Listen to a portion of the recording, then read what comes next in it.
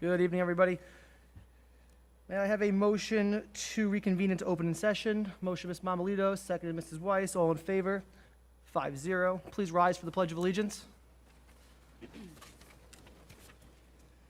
Pledge allegiance to the flag of the United States of America and to the republic for which it stands, one nation, under God, indivisible, with liberty and justice for all.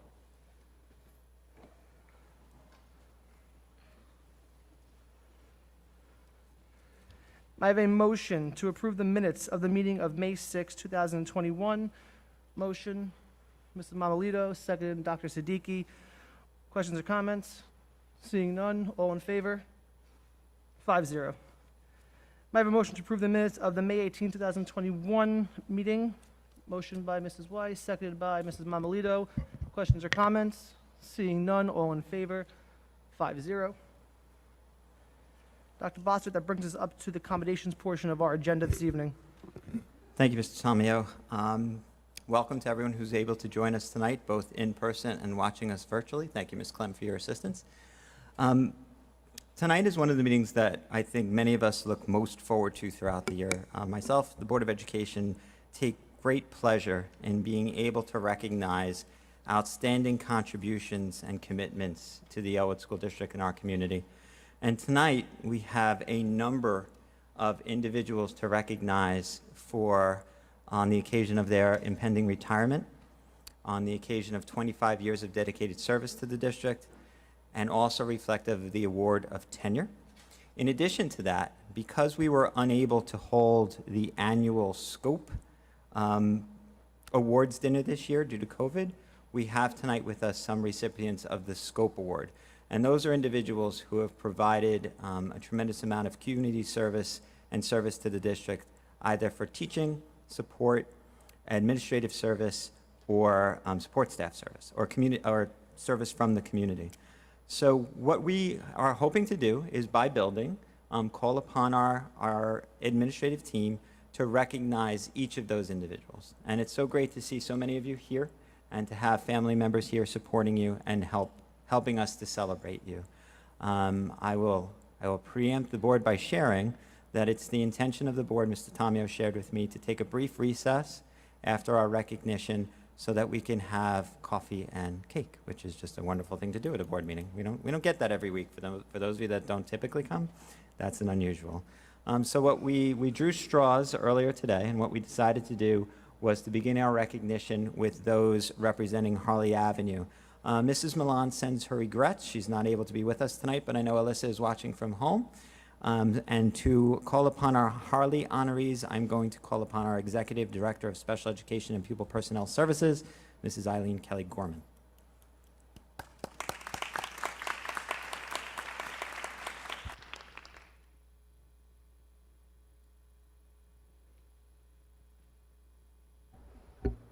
Good evening, everyone. It's a pleasure to be in person with you this evening.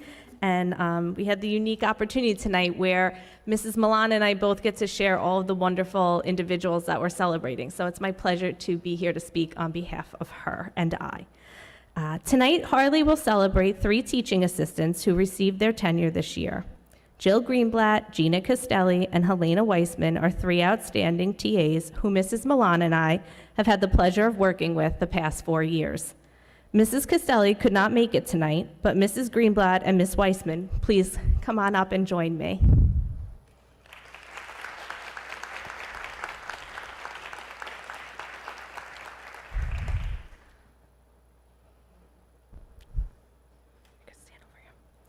Jill has been a special education teaching assistant in our 2nd grade inclusion class. She has also stepped in to cover 3 teacher leave replacements during her time at Harley Avenue.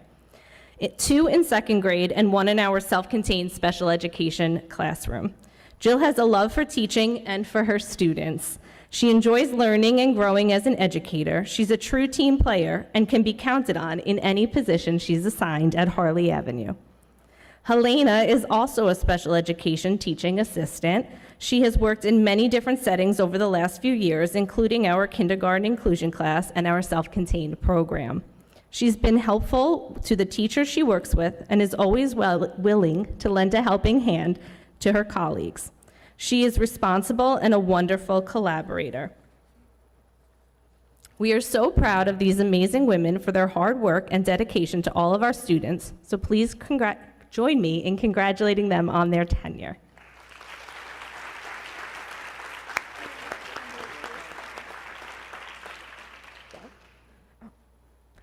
We didn't rehearse this part.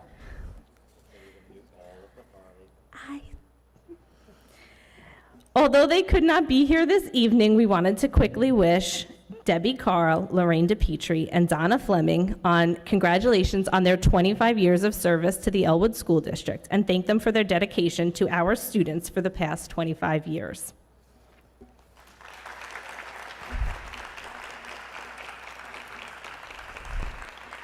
All right, Mrs. Agliano, you're up. For our retirement at Harley, come on up. This year is Mrs. Helen Agliano.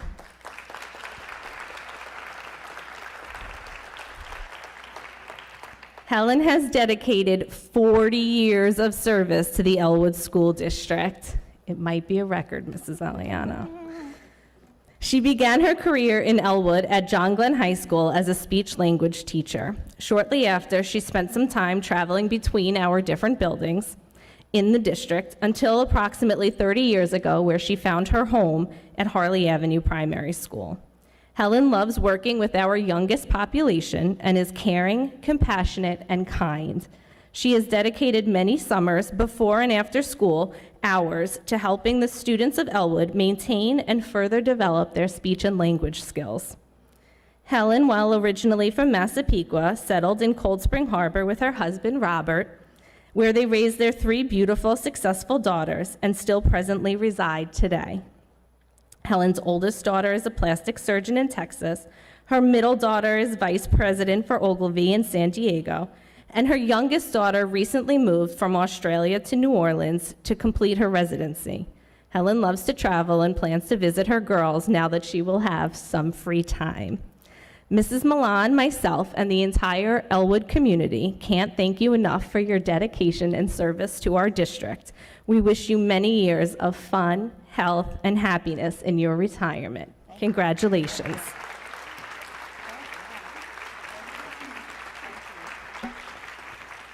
Beautiful, thank you.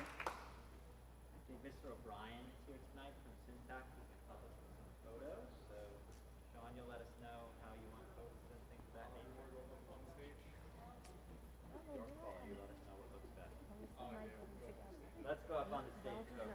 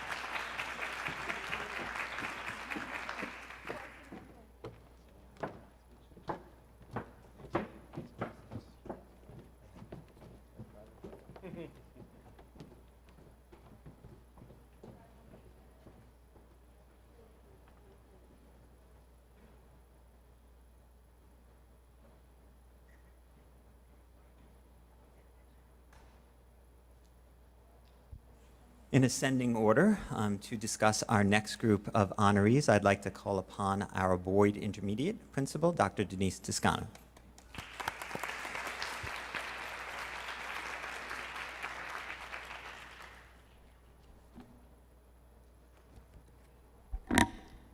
Good evening. It gives me great pleasure to be here tonight to honor some very special people. Carla Weiss can't be with us tonight. She is at a meet, but I want to congratulate and thank her for 25 years of service to the Elwood School District.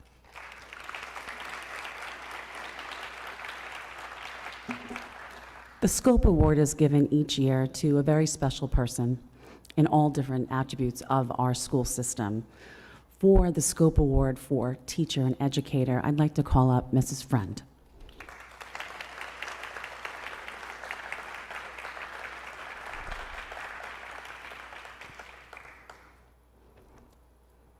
If she were at the dinner, this would have been her speech. Mrs. Friend has been a master teacher in the Elwood School District for over 20 years. Mrs. Friend is an innovative and skilled teacher that utilizes best pedagogical practices. She is constantly learning and adding to her repertoire in order to provide her students with a curriculum that is challenging and engaging. Outside of the classroom, Mrs. Friend has proven to be dedicated to the Elwood school community as a whole. She serves as a leader on her grade level and has served on various committees, such as the Board of Ed Curriculum Committee, the District AIS Committee, the Cultural Competence Committee, and the COVID Building Emergency Committee. During the COVID pandemic, Mrs. Friend worked tirelessly to assist the teachers in transitioning to remote learning.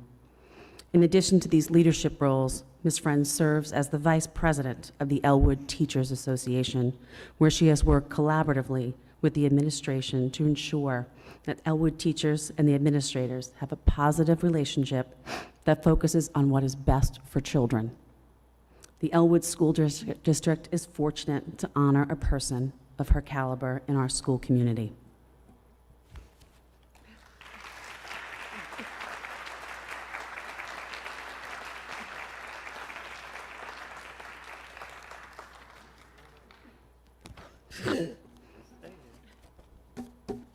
This one's going to be difficult. So this year, we are losing 3 anchors at Boyd Intermediate School. 3 amazing people, 3 master teachers who have constantly modeled the attribute of what a good professional should be. At this time, I would like to ask Ms. Musto and Mrs. Rizzuto to please come forward.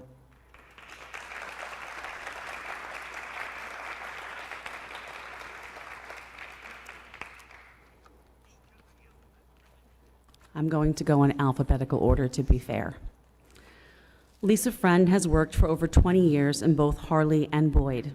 Lisa is a dynamic teacher that is compassionate to all of her students and colleagues. She is the model teacher that all educators should look up to. She has also served her union well. Lisa, we thank you for your dedication and wish you a happy retirement with Rick and the girls. You will be deeply missed.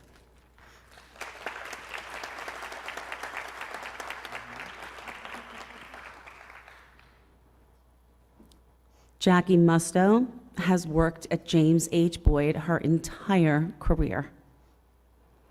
Jackie is a true professional, and her dedication has never wavered towards her students, not once. She has shown her love for the profession through collaboration with staff, students, and parents. Jackie, you too will be deeply missed. We wish you many happy years in retirement with Frank and your children.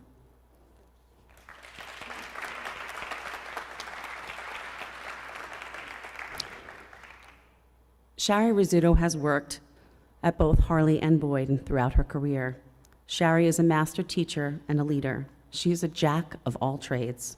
Shari has shown her dedication every day through professionalism and collaboration with the staff, students, and parents. Her leadership and guidance has been most appreciated. Shari, enjoy your retirement with Ralph and the boys.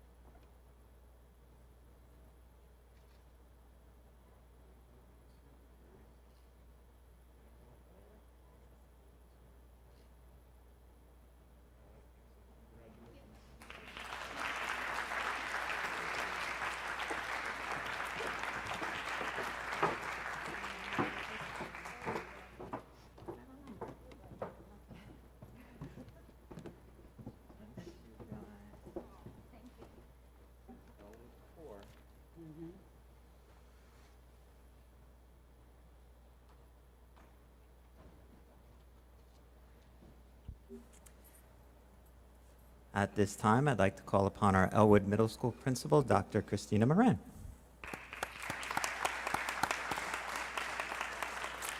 Thank you, Dr. Bossert.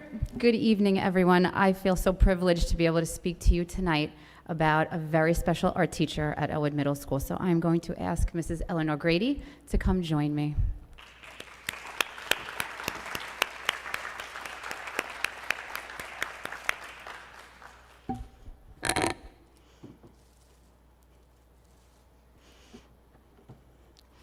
Mrs. Grady, I feel so honored to be able to recognize you tonight on your 25 years of dedicated service to the students of Elwood Middle School. Mrs. Grady is the epitome of a middle school teacher. Every day, she sparks their interests, inspires their creativity, and most importantly, makes every student in our building feel seen, valued, and cared for. Every student in her classes gets to feel like an artist because of Mrs. Grady's incredible skill set. During the early stages of COVID, very early, like March, Mrs. Grady started holding video chats every period because she felt it was so important to just be a lifeline. She would tell me every week, I just need to see them. The students took advantage of this daily, and I am certain that they will always fondly remember and appreciate Mrs. Grady for being the sunshine on some very dark days. So thank you, Mrs. Grady, for being you, and more importantly, sharing it with us for the last 25 years. Congratulations.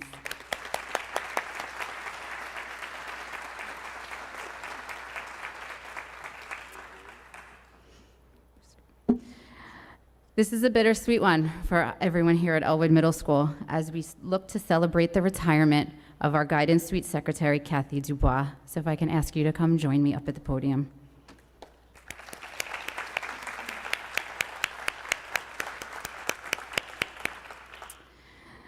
There are no words that we could string together to quite capture how much EMS is going to miss Mrs. Dubois upon her retirement. She is an invaluable member of the Elwood Middle School family. She is always there to greet you with a warm smile, a kind heart, and an encouraging outlook on just about everything. Working in the guidance office, Mrs. Dubois is the person that you want your children to encounter when they're having a tough day. I would say that's the same for staff as well. She exudes kindness and compassion, and we will sorely miss her every single day, particularly looking at what shoes will Kathy wear today. However, we could not be happier for her as she embarks on this new journey with her family in her new role as Grandma to her beautiful baby granddaughter, Savannah Catherine. We wish you the best of everything in this new chapter of life, and we hope that you don't forget us and that you come visit. Congratulations, Kathy. We will miss you.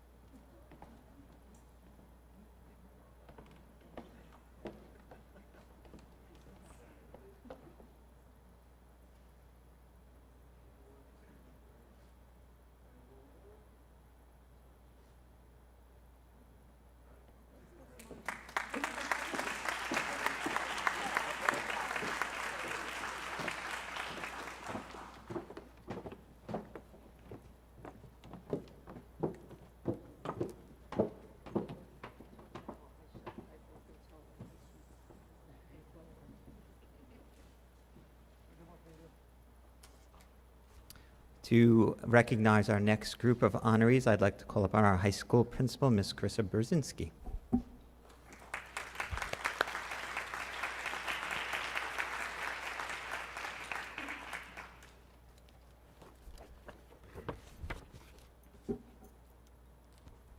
Good evening, everyone.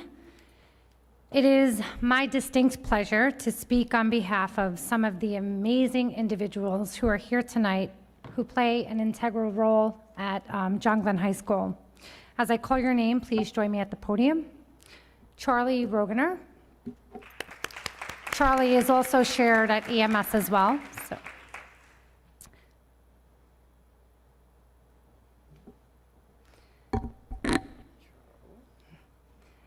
Mr. Rogener joined the John Glenn faculty for the first time as a social studies teacher 10 years ago. It took him 10 years to get tenure. Let me tell you how. In an effort to expand his skills and certification, he studied and became certified in special education and technology. Although his search for full-time employment pulled him away from teaching in Elwood, he remained connected to our basketball team and other sport endeavors.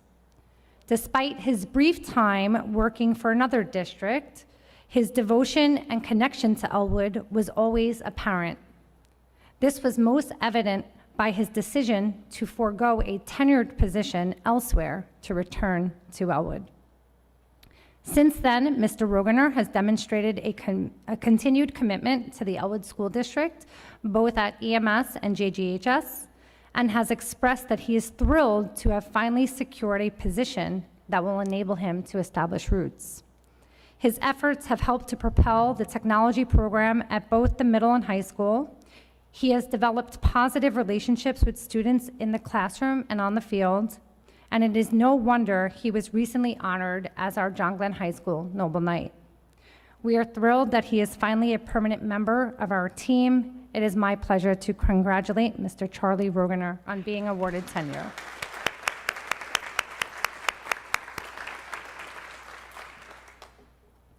Lauren.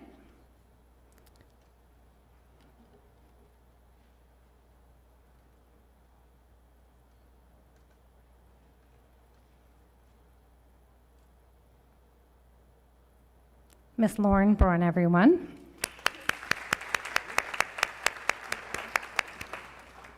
Lauren joined the John Glenn High School faculty in 2018 after serving as an English educator in New York City.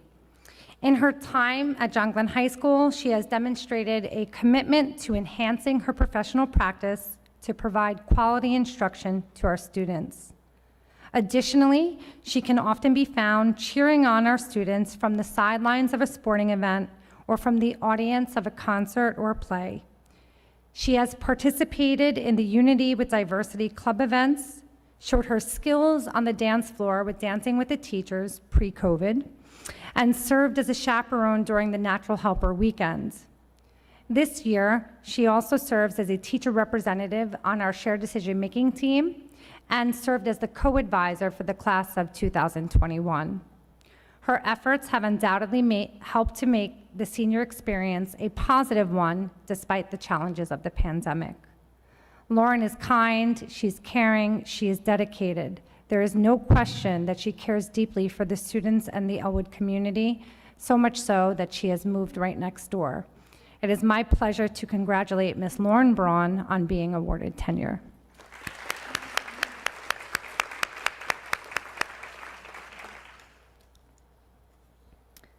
Ms. Lisa Drago, please join me at the podium.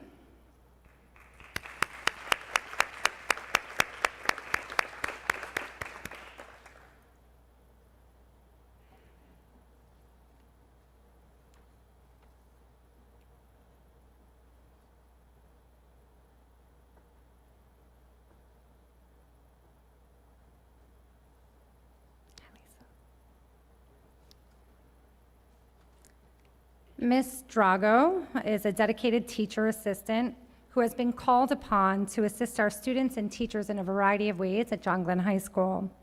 Her personable and flexible demeanor, deft approach with working with students, and tremendous work ethic are just a few of the reasons Lisa is a valued member of the John Glenn High School family. Despite the fact that she could not bring my plant back to life, it is still my pleasure to congratulate her on being awarded tenure this evening.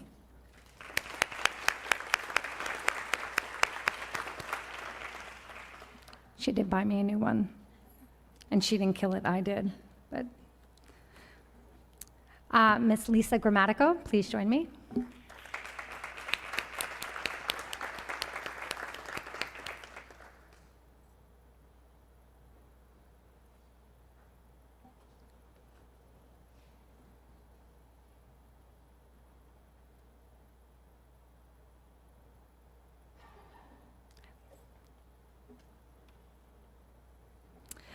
Ms. Grammatico is another valued teacher assistant at John Glenn High School who has worked in a variety of capacities over the years. Most recently, she is part of an incredible team that works with our life skills students. Her positive attitude, commitment to the John Glenn community, and vivacious personality are indeed infectious. In addition, Mrs. Grammatico has involved herself outside of the classroom by chaperoning a variety of events over the years, including homecoming parades, our senior citizen dinner, Mr. Glenn, and volleyball-a-thon. It is my pleasure to congratulate Ms. Lisa Grammatico on being awarded tenure this evening.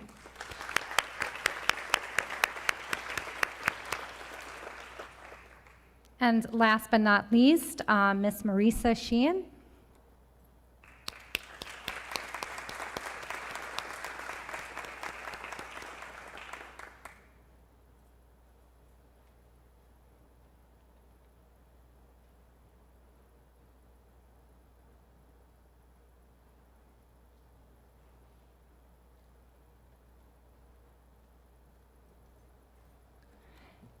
Ms. Sheehan joined our faculty as a paraprofessional prior to becoming one of our most valued and dynamic teacher assistants at John Glenn High School.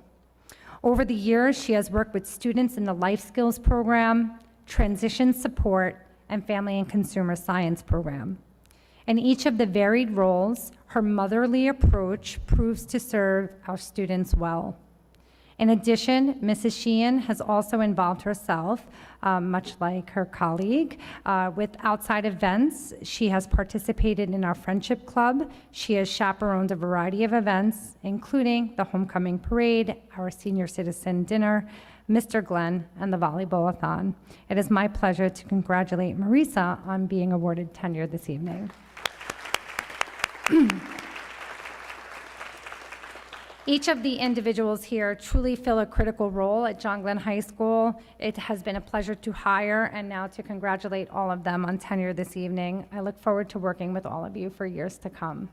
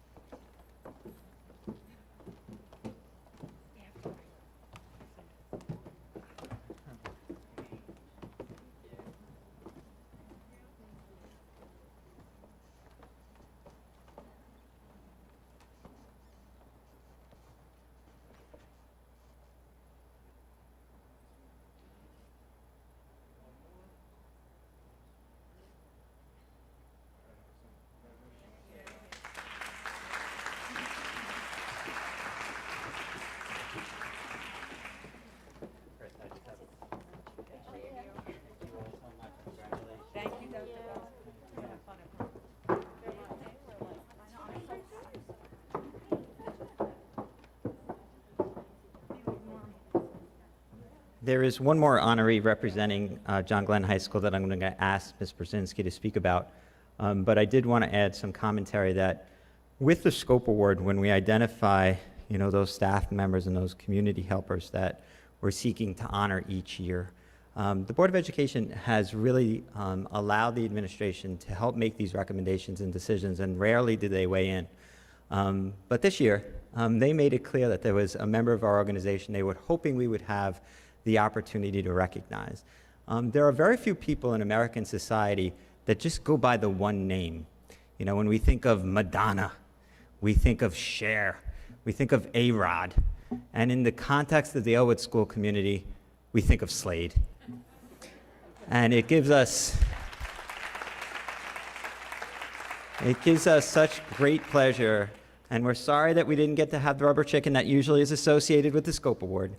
But it gives us such great pleasure to recognize Slade tonight, and Ms. Brzezinski has some words to share.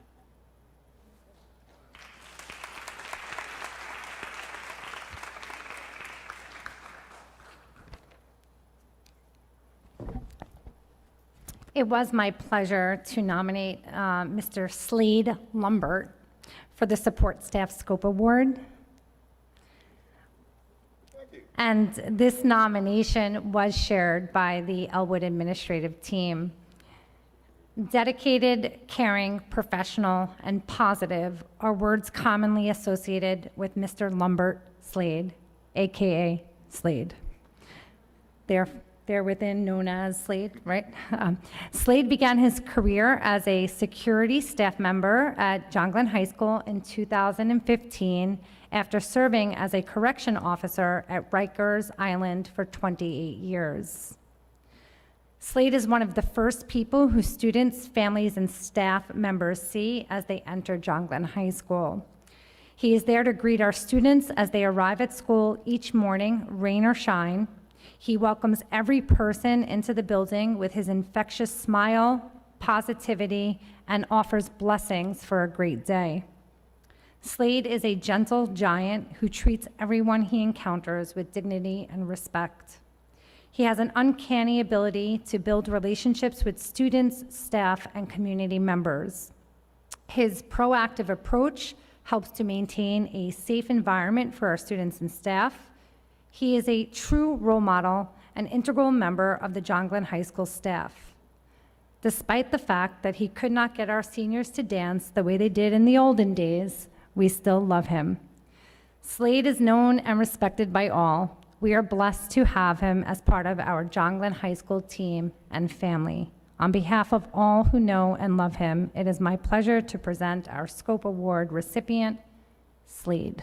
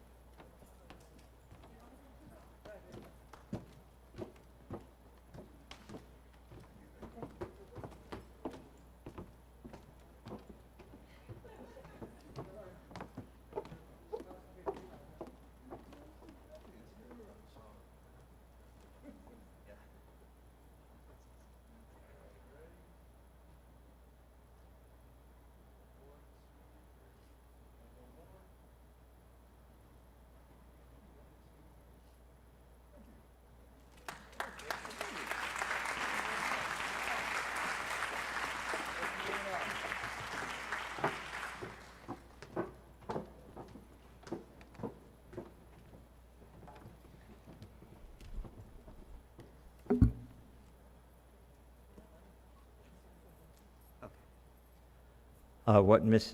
Brzezinski failed to mention in her commentary is I believe the infectious, ever-present smile is due to the fact that Slade's prior position was as a corrections agent on Rikers Island. So after that working environment, coming here would keep a smile on my face as well.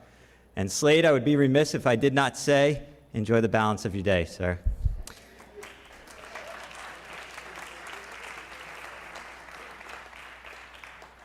To recognize our next honoree, I'd like to call upon our Director of Facilities, Mr. John McDonald.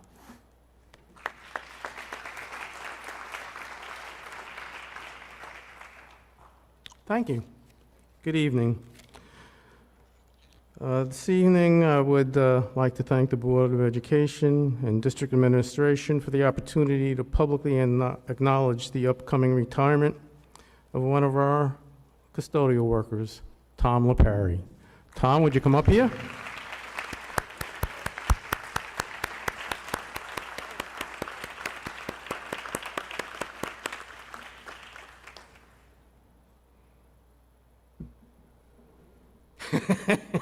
You sure did. Tom's career as a custodial worker is really his second career. For over 40 years, Tom worked as a service technician and manager of service technicians for Sears, Roebuck & Company. In 2005, Tom retired from Sears, and within a couple of years of that retirement, he started substituting for our custodial staff. After 6 years of frequently substituting for the permanent custodial staff, he decided to apply for a permanent position. In January of 2014, Tom was appointed to a permanent position as a CW1 in the middle school. So began his second career here at the middle school. For the last 7 years, Tom has demonstrated an admirable work ethic and an ability to perform that has served this school district well. On behalf of the Board of Education, District Administration, and your fellow workers from the Buildings and Grounds Unit, we thank you for your dedicated service to the school district and wish you all the best in your retirement. Thank you. Congratulations. Let's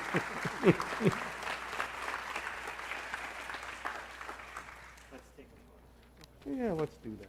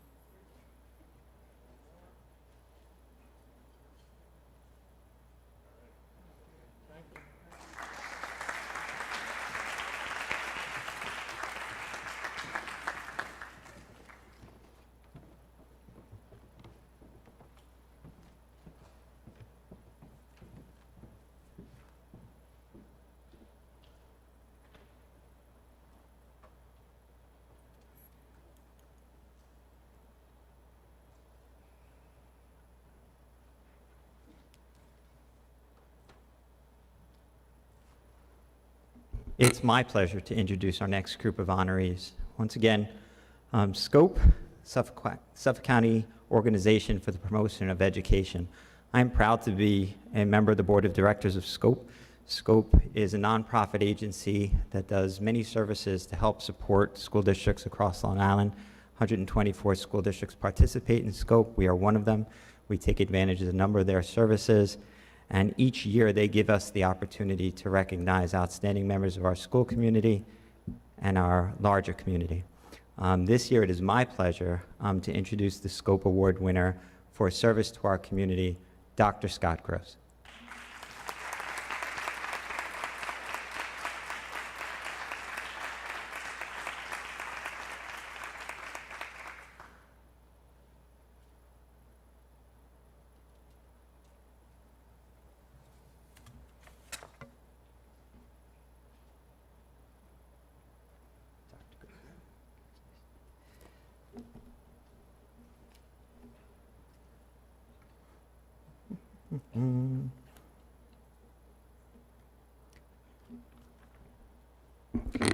Dr. Gross has served as the Elwood's district's physician for the past 19 years. While Dr. Gross has been a presence at school events and athletics for many years, never have his service been as vitally important as they have been over the last year in response to the COVID-19 pandemic.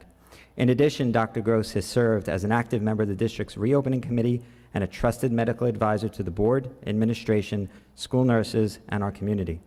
Throughout this challenging time, Dr. Gross has made certain the Elwood School District is fully informed regarding recommendations from the medical community and resources that are available to assist in keeping students, faculty, and staff safe. We're extremely thankful for his care, concern, dedication, and compassion. Those are the prepared remarks. The unprepared remarks is Dr. Gross has been on call for me every day since this pandemic began. I have called him, I have emailed him. His response time is immediate, and his insight has been incredibly valuable. We are in your debt, and we are very blessed and fortunate that you will continue to serve the district in your capacity as a school physician in the coming school year, and we hope for many, many years to come. Thank you so much for your service. Thank you.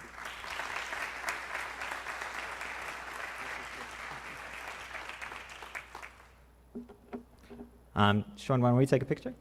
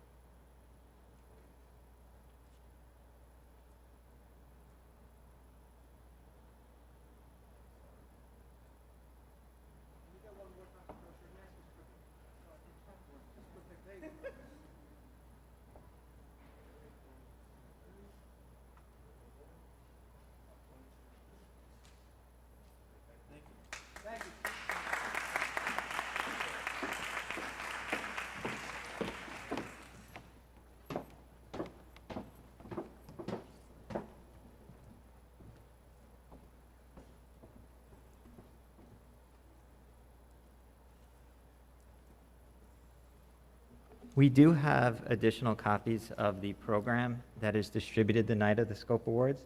If there is any family member or any member of the community that would like a copy, I will leave them here. When the board elects to recess, if you'd like to take one, help yourself. The Scope Award winner for administrative service to the district is unable to be with us tonight. I think that most members of our school community are aware that our Director of Humanities, Ms. Pam Fine, suffered a terrible family tragedy some weeks ago, and due to that, she's unable to be here this evening. But I do want to read for the community the commentary regarding Ms. Fine and her outstanding service to Elwood. Ms. Fine is a caring and dedicated administrator who has served as a classroom teacher, staff developer, assistant principal, and now Director of Humanities. Knowledgeable in many areas, she has played an integral role in the planning and implementation of programs such as Teachers College and academic vocabulary across the content areas. Mrs. Fine is an advocate for all students, particularly addressing the needs of struggling learners. She is a creative thinker and problem solver. Mrs. Fine knows students and families personally. She works tirelessly to help students overcome barriers to success. She has sponsored student initiatives such as the Beautiful Me program and family activities such as ENL Night and the STEAM Fair. She's a true shining star of the Elwood School District. Pam, our thoughts and our hearts are with you, and we're very anxious to welcome you back soon.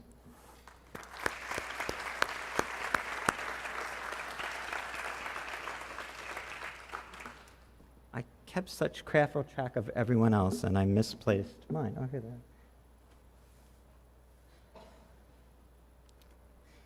Oh, goodness. Tonight it gives me great pleasure to acknowledge the awarding of tenure to two outstanding members of the administrative team.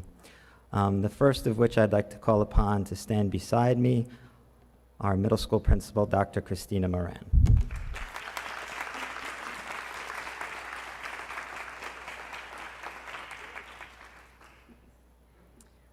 I don't prepare remarks as well as our building principals do.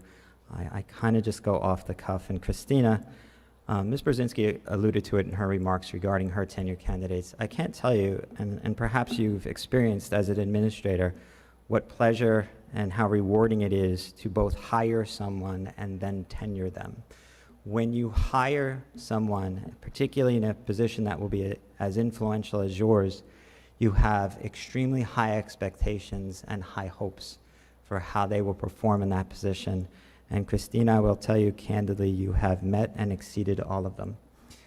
When we were searching for the next leader of this building, we were looking for a dynamic, passionate educator who would be a strong student advocate and come with ideas of how to build a true middle school environment to transition our learners from that elementary phase of their lives to the high school phase of their lives, acknowledging just how different that middle level learner is. Your accomplishments during your 4 years in Elwood exemplify who you are as an educator and who you are as a person, and everything you committed to as you entered the district, you're demonstrating and has come to fruition in this building. And on behalf of myself and the Board of Education, I congratulate you on the receipt of tenure.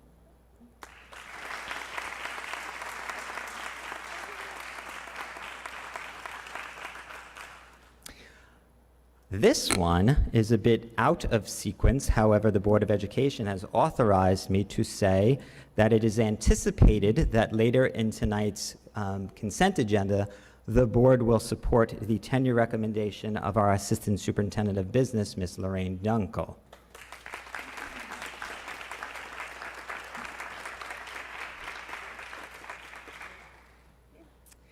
Again, it gives great pleasure and satisfaction to both identify an individual and have the honor and thank you, board, for the support in recommending tenure for Ms. Dunkel.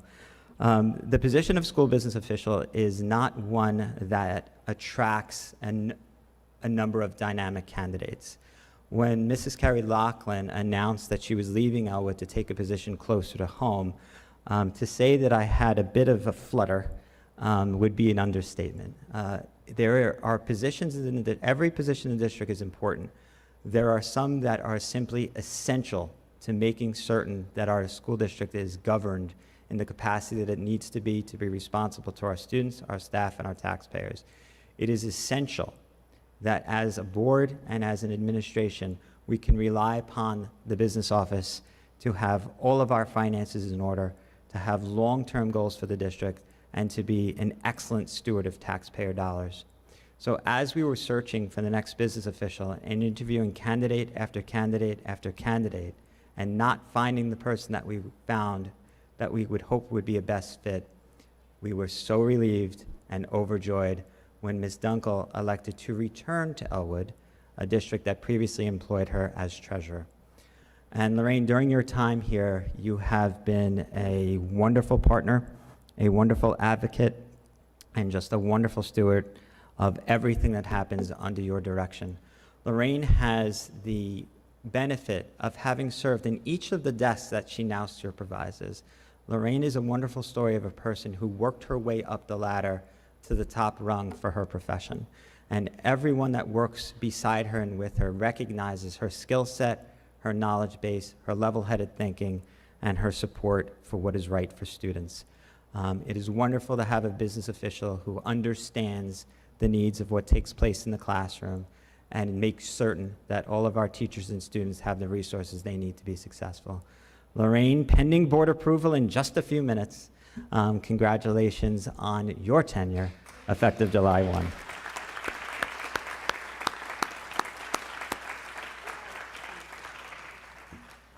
How about a picture?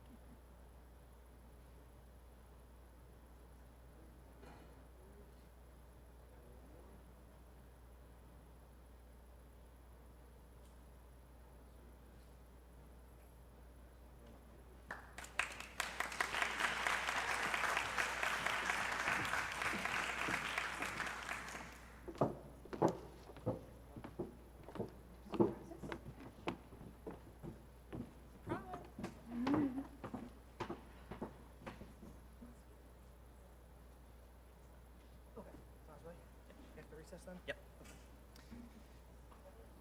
If it pleases the board, I've been notified by Ms. Brzezinski that our student liaison to the Board of Education, Mr. Dan Rourke, who we will also recognize later in the agenda, is literally running late. He just completed a track meet, and he will be here shortly, but he is not here just yet, Mr. Tomio, to give his report. Thank you. We look forward to hearing his report and recognizing him when he gets here. Alrighty, with that being said, at this time, the Board of Education would like to take a 15-minute recess, as we would like to enjoy everybody and recognize everyone for their retirement and their 25 years of service and their tenure. We are going to have cake and coffee out in the main hallway. We do ask that you respect the social distancing and get this hello to everybody and congratulate everybody this evening. Thank you.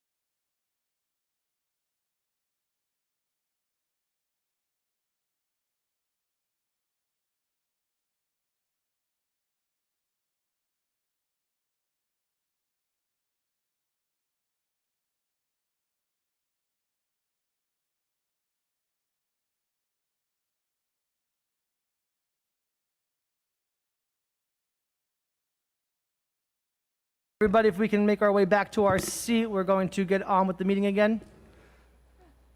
Thank you for taking the break with us to honor our recipients this evening. Normally, we'd be up to our student liaison report, but since we are waiting for Mr. Rourke to arrive, we are going to move forward with the superintendent's report. Dr. Bossert, if you will. Thank you, Mr. Tomio.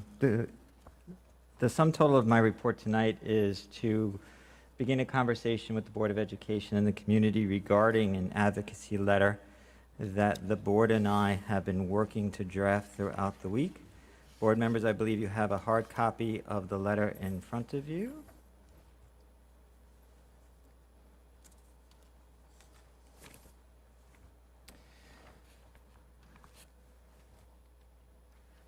Ariel, one step ahead as always.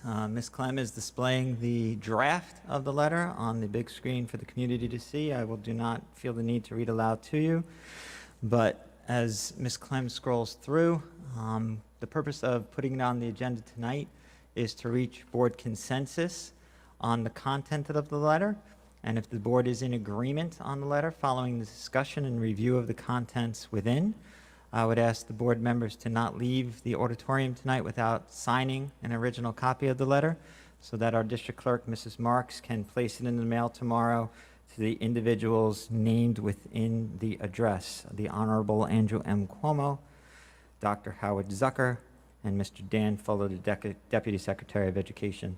And within it, it gives a background of our district's position throughout the pandemic, the wonderful work that we have done, the remarkable resiliency of our students, faculty, staff, and community, and then some requests. So I think for the purposes of conversation, I'd like to focus upon the requests. For the upcoming school year, we need your assistance and input in a number of critical areas so we can adequately prepare for our 2021-22 instructional program number 1. Is that where we are, Ariel? Thank you. Please provide school districts with a definitive decision on remote learning requirements for the fall. This will be of great assistance when planning for the use of financial resources, student scheduling, and staffing purposes. We recommend that remote learning be offered only when medically necessary and regional solutions are explored. The administration and board feel strongly that no remote option can replace the experience of being in attendance at school. We aspire to have 100% of our students in the classroom 100% of the time. Secondly, physical distancing requirements need to be reviewed across the board. Reducing to 3 feet was helpful within instructional spaces. However, we need to review guidance for cafeterias, instrumental and vocal instruction, as well as transportation. Number 3, contact tracing and quarantining guidelines need to be updated, aligned with data showing that the schools can mitigate the spread of COVID-19. Please consider removing distancing requirements and contact tracing, or consider aligning it with the 3-foot social distancing recommendations that have been implemented. Quarantining at the 6-foot rule drastically increases quarantine directives and unnecessarily disrupts the instructional process. Knowing that we have not seen significant spread in schools, this practice appears to be excessive in nature. Lastly, when the CDC and New York State Department of Health deems unmasking safe through science and data, please align the indoor mask wearing requirements for the 2021-22 school year with those amended for outdoor spaces. If infection rates remain at all-time lows and the vaccination rate continues to increase, mask wearing should be optional based upon parent-staff choice. Masks should not be required nor prohibited inside school buildings and at all school-related events. Thank you in advance for considering our requests and doing what is best for the children, parents, staff, and community that we serve.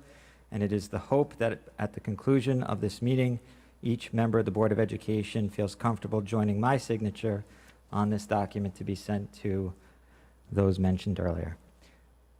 Mr. Tomio, I think you might want to lead this discussion. Yes, thank you, Dr. Bossert.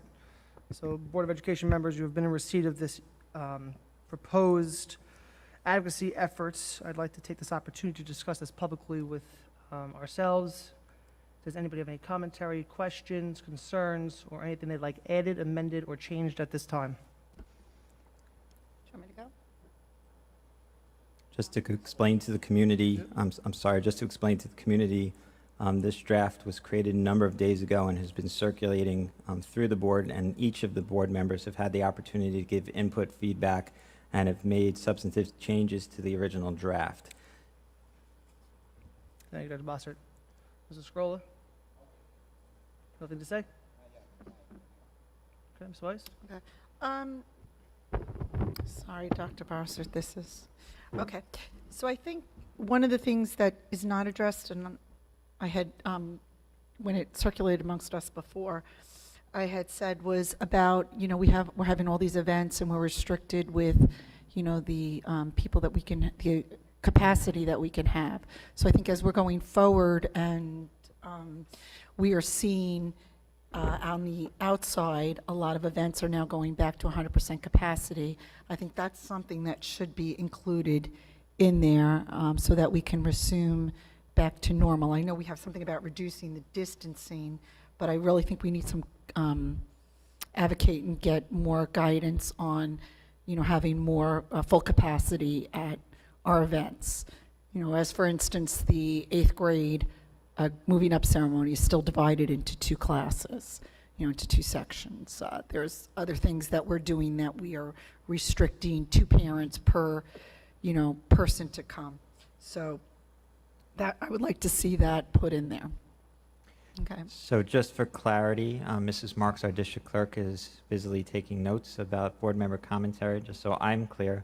Are you suggesting that for bullet point number 2, we add a sentence regarding increasing capacity restrictions? Yes, going back to our former pre-COVID capacity restrictions. So I think what you're suggesting is eliminating capacity restrictions. As long as it's in line with, we're not going to do anything that's against CDC or the DOH, but I think that's where we're, when you're seeing, last night I was watching the NCAA softball championship and the stadium was full.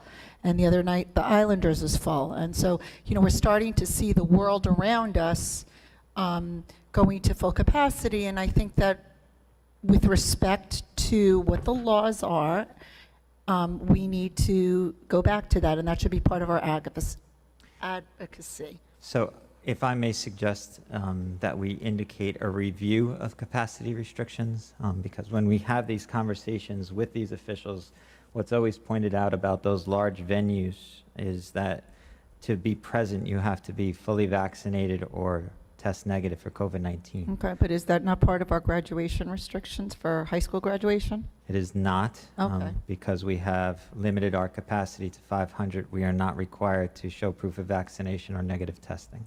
Mm-hmm. And that's because that venue is held outdoors. So the Islanders game, you're not allowed to attend right now. Yeah, I mean, we Missed all the want to game. go back to the concerts and the, those events back indoors in the winter and the plays that we've all missed. And So I support the recommendation to add that kind of language in here. I think that what we're looking for is the lifting of the restriction of capacity. I think that the state is requiring us to have limited capacity, and I think they're asking us to have masks, they're asking us to do this, they're asking us to do that. But there's other venues that are maybe not being held as accountable as a school district. So I think the request there, Ms. Weiss, correct me if I'm wrong, is to lift the capacity restrictions in its entirety, not to just specific events.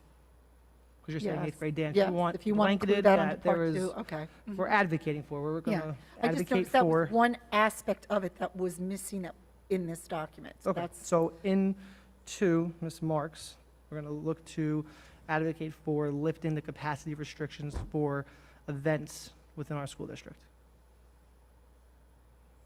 Ms. Mamalito, sure. Yeah, and most importantly, because of the at Governor Cuomo's last press conference, he was talking about going back to full capacity or lifting restrictions once we're at 70% vaccination rate. But the caveat was there was an asterisk on the bottom, and it was not with respect to schools. So schools would be held at a different standard. standard than public facilities. Right, does make sense. Yeah, I also agree with the capacity thing. The one thing that's very frustrating is the CDC represents, the entire country, and our numbers are very low, but other states have higher numbers, so I feel like we're being restricted, and we've done our job for the past year and a half, so I don't know if there's any way you can word it where, New York State is very low. Why are we following CDC when there are other states that are way higher than us? I don't think that's very equitable at all. And then my only other concern is that the vaccine is only available for 12 and up. And we have, a lot of kids coming back next year and the vaccine's not available for them. But I think it's not fair that the CDC is putting us with all 49 other states when our state is doing really well and we deserve to have more freedom for our children and for our teachers and for our community members. Thank you. Hey, Mr. Scrolla. Dr. Siddiqui?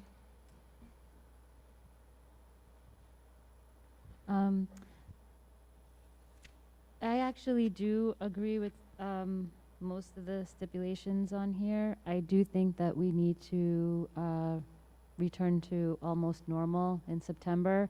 I love that our vaccination rates are high, and I love that our COVID rates are very low, and I really do anticipate an almost full return to normal. It is going to depend on what the rates are in the fall as well, so I actually do agree with the document as stated. I do think we do need a little bit of reduction in the capacity, I do think we need to have more clarification in what capacity we can hold events in, but I really do think that we need a full return to normal in September. Thank you, Dr. Siddiqui. Anything else, Ms. Amalito?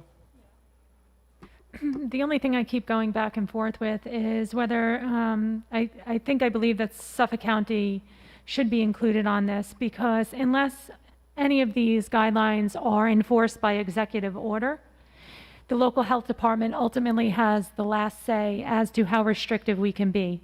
They can never go less restrictive, but they can go more restrictive.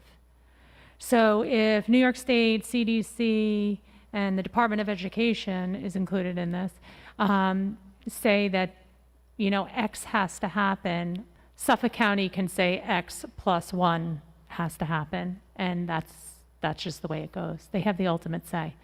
So I think that at first I was wondering if we needed to go there because this is really, really global, but we've included them in the last letter, so I think that it should be included in this letter, and they have the authority to go above and beyond. Yeah, and also they, what they did to us over the weekend with Cuomo and was very messy. But at the end of the day, people need to realize that as a school board, we can't change state rules. So all those schools that said masks can come off had to put them back on because the state can take away our aid, the state can shut us down. So this letter comes at the right time because what they're doing to our children is not right anymore. And I think this needs to happen, and I'm glad that we're doing this. I know we wrote a letter in January. This is our second go-around, and hopefully this time they'll listen because what they're doing to us, the politicking back and forth is just putting our kids against kids, teachers, communities against communities, and this needs to stop. It's just not fair. We should all be united, not fighting about this. Thank you. Thank you. All right, and my 2 cents of comments here is the only thing I would like to talk about is paragraph 4, where it says the CDC and New York State Department of Health. I'm concerned with the CDC. Obviously, we have to address that. It's the elephant in the room. They're the ones who call the shots, but the problem being is the Department of Health is taking their orders from them. Dr. Zucker decided that he was inquiring, if you will, to lift the restrictions of the masks, and then backtracked, waited for guidance that never came at the 11th hour, and then we were handcuffed to the CDC. I think our fight here and our advocacy is not to the CDC, but to the Department of Health, whether it's to Suffolk, whether it's to New York State, whether it's both of them. I think our voices are going to be heard more there than to the CDC, and I don't particularly like that we allow them to see that we're okay with the CDC setting the requirements and the guidelines, given that the CDC is most likely not going to look at New York by themselves. They're looking across the entire United States right now, and they're lumping all the states together as one, and the guidance that's coming out is universal for all, which I think is frustrating for Long Island specifically. I think we have shown that we are abiding to the requirements of wearing the mask, and there's been people who have been afforded the opportunity to get the vaccine. Those who wanted it have done so. Those who don't. And I think the CDC is not going to lift anything anytime soon, and I think our fight here is for September. And if we allow the CDC to continue to dominate this conversation and the rulings that come down, I don't think September is going to look any different than what we look like right now, and I think our fight is for September right now. The only thing I have is somehow either removing the CDC or making them a separate thing. I don't want to lump them together when they deem it's unnecessary to keep the mask or allow parental choice. My hope is that the Department of Health will make that decision first and maybe not rely so heavily on weirdly to say, the medical experts. Sorry, Ms. Marks, it was a lot. Good? Ms. Amelito? I'm not sure I agree with that statement. As we have seen, there's a chain of command, and whether we like it or not, the CDC, they're looking to the CDC for that guidance. So I think the advocacy needs to be there as well, most importantly there, because they start at the top. And if New York State is going to continue to listen to them, then the CDC needs to hear New York's voice.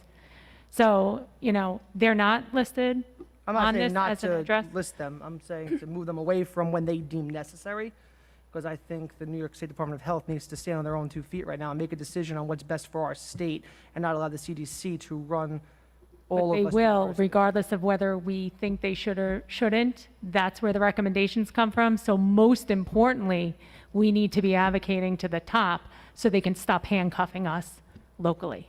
But I also agree with Mr. Tomio that the CDC is giving recommendations for the entire country. And our state, we've been doing great. So I don't think we should necessarily have to always listen to the CDC, and our own Department of Health should be able to make their own decisions. I know it comes from the top, but I think we need to advocate for our state to start making some decisions for our state, not listening to the CDC, who represents the entire country. We've done the hard work, we've sacrificed a lot, and I think it's time that our state takes control and gives their own recommendations. And that's my concern. I'm not saying not to advocate to the CDC. I 100% think the CDC should be on here and we should advocate for them. I just don't think little Elwood on the map in 50 states that we're going to have a voice that they're going to recognize. I think they are just doing a blanketed generic guideline right now to just allow everybody to be under the same parameters because it's easy for them. It's very hard for them to come in and say, Long Island should have this requirement, Idaho should have this requirement. They're not going to do that ever. It's just too inundated for them to do so. So my concern is that our fight should be at the state level where the guidelines are coming in. And we saw Zucker willing to make this, inquired about to do so, and then retracted because of what the CDC said. When really, if New York State Department of Health feels that we're okay and we're in a position that our numbers are accurately sensible right now for us to remove it, then let's have that fight with New York State and have them, our local representatives there, fight for us to the CDC, but not penalize us in the meantime. That's my concern. So I 100% agree with you, Ms. Mamalito. The fight should go to the CDC, but I want to make sure that this advocacy letter is specifically calling out the Department of Health in New York State, that they're fighting for us. We're their residents. The CDC, I hate to say it, we're nobody to them really, but the New York State Department of Health, Suffolk County Department of Health, they hear us. We pay their salaries through our tax dollars. We vote for them at the elections. They're the ones who are actually going to hear our voices and concerns. I'm not sure the CDC will, but I do agree, throw it out there to them as well, because voices and numbers, I think, make sense. Yeah, and also, I agree. And the New York State PTA put out a message encouraging families to implore state leaders to work with federal officials for clear, consistent messaging. So I know a lot of people get frustrated with us, but at the end of the day, we took an oath that we have to uphold all laws. And until New York changes the laws, our hands are tied. And it's very unfortunate because we want to fight for you, and this is what we're trying to do. But I implore everybody to reach out to your state level officials. Those are the ones that we need to get into the ears of. And then once they change the law, then we can move forward.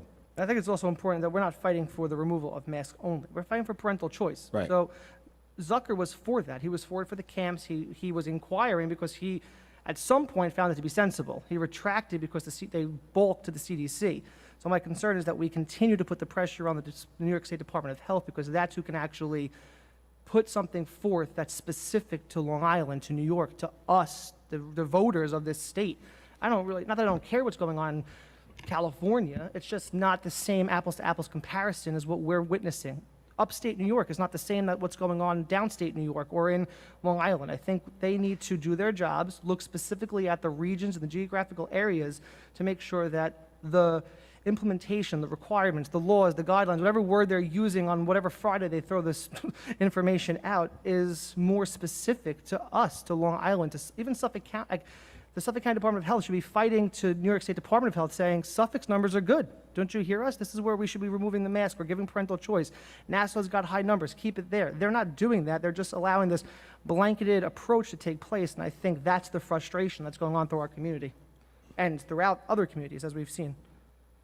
I think that the reason why Cuomo and Zucker kind of backtracked a little bit was partly the reason being the vaccination rates of 12 to 15-year-olds hadn't been given a chance to increase yet.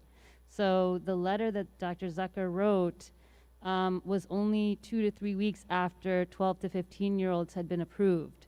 And I think the reason of parental choice and unmasking the 12 to 15-year-olds prior to those kids being given a chance to become fully vaccinated was not correct at that time. So I think in September, even based on CDC and maybe even Dr. Fauci recommendations, once 12 to 15-year-olds have been given a chance to get vaccinated, not required, but just offered and then been fully protected, it will change some of the recommendations in September. So that's why the backtracking took place. But I agree with you. I think there should be maybe some language in there about how looking at local rates should determine parental choice of unmasking. Mhm. Ms. Marks, rip up the document in front of you. We're going to rewrite it. Sorry. No. Okay, does anybody have any objections to having language in there that is specific to the rates within our region? So maybe we can somehow word that we have the CDC in there as well for advocacy efforts, but something specifically going towards the Suffolk County Department of Health and New York State Department of Health that says, as per the local numbers or rates within our local region, we urge you and respectfully request that you take that into consideration as far as the parental choice for masks goes. Yeah, Mr. Tomeo, just so you know, on June 8th, there was a 7-day average positivity rate of 0.48%, and the statewide 7-day average has declined for 65 consecutive days. New York State has the lowest statewide positivity according to analysts from Johns Hopkins, and we're approaching 70% vaccination in our state. So I think those are some numbers you can't argue with. Thank you for that. Anybody else have any other things they'd like to add to this working document? Questions, suggestions? Dr. Bossert? Just so I'm clear with the direction from the board, Mrs. Marks, our district clerk, has done an excellent job, I'm certain, capturing the thoughts of each board member. So we will work tomorrow to make these modifications to the letter, send it out to the board through electronic exchange for a final review. And if we come to consensus there, I will ask Mrs. Marks to collect signatures. Perfect. Thank you. Thank you, board members, and thank you, Ms. Marks. All right. Dr. Bossert, is that all that was on your superintendent's report for this evening? Yes, and if it pleases the board, I would like to yield some time to our student liaison who has now arrived. Perfect. Mr. Wark, welcome. Dan, you missed my funny one-liner. I said you were literally running late. Get it? Ha, ha, ha, ha.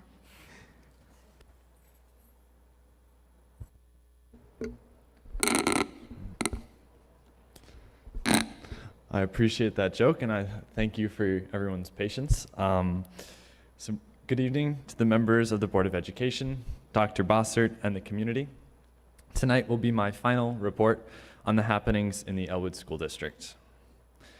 As we finish off this academic year, our schools are bustling with activities and events. The high school music department has had their concerts, with the orchestra inside the auditorium, the band having an outdoor event, and the chorus opting for a virtual performance. In addition, John Glenn has already hosted the Senior Academic Awards and the Music Awards and is planning the Athletic Awards for Monday for all 3 sports seasons. Finally, the class of 2021 is winding down their time in Elwood. We had our senior prom on Tuesday night at the Larkfield Manor, and we will have the senior barbecue on Wednesday. Our senior banquet will be held at the Millridge Inn, and lastly, our senior graduation on the football field the following day. I'd like to thank everyone, from the high school administration to our class advisors, for organizing these end-of-year events and for affording the senior class a proper send-off for their time in Elwood. Our elementary schools are also finding ways to enjoy the last days of the school year. Both Boyd and Harley are having their field days for each grade level, and the 5th and 2nd grade classes each have extra special activities planned. Our 5th graders will have their carnival, picnic, and moving up ceremony, and our second graders will participate in a second grade celebration. Though these activities may be modified in some ways, they're a great way to highlight the accomplishments of our students and create lasting memories. Finally, I'd like to thank you, the Board of Education, as well as Dr. Bossert, for allowing me to report on our schools during what has been the most challenging and difficult school year in recent memory. While I hope that the reports of future Board of Education student liaison speakers are much less eventful, I thank you for the opportunity to highlight the Elwood experience from a student perspective. Now, sadly, I look forward to seeing this future success of the Elwood School District, but now as an alumnus. Thank you, and enjoy the rest of your evening.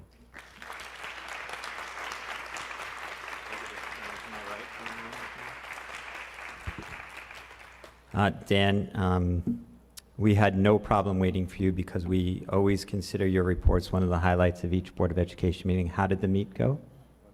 Went very well. Okay. Dan, you've provided the board and the administration with a great deal of insight and perspectives from the students. You've worked collaboratively with your colleagues at the building and with the administration to make sure that not only you keeping us fully informed about activities, but you also have done a wonderful job bringing the perspectives of the senior class and the other classmen to the building level. Your insights have been valuable, and we have heard you along the way. To say that you and your classmates have endured a challenge this year would be an understatement, and it gives us all such great pleasure that we have the opportunity to celebrate all of these accomplishments. I'm going to embarrass you for one more time. For those of you that are not familiar and in attendance tonight, Dan will be attending the Wharton School of the University of Pennsylvania in the fall. It's my understanding that the strict guidance for acceptance to that, and Dan, correct me if I'm wrong, has Dan as the only student currently attending a public school in the country accepted to the school, Wharton School, next year. One of few. One of a very few. We'll do a head count in September.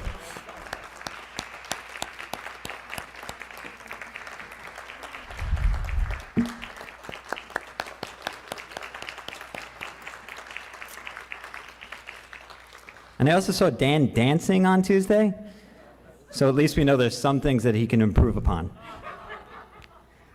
Dan, on behalf of myself and the Board of Education, we'd like to present you with this plaque that we expect to see hanging in your dorm room.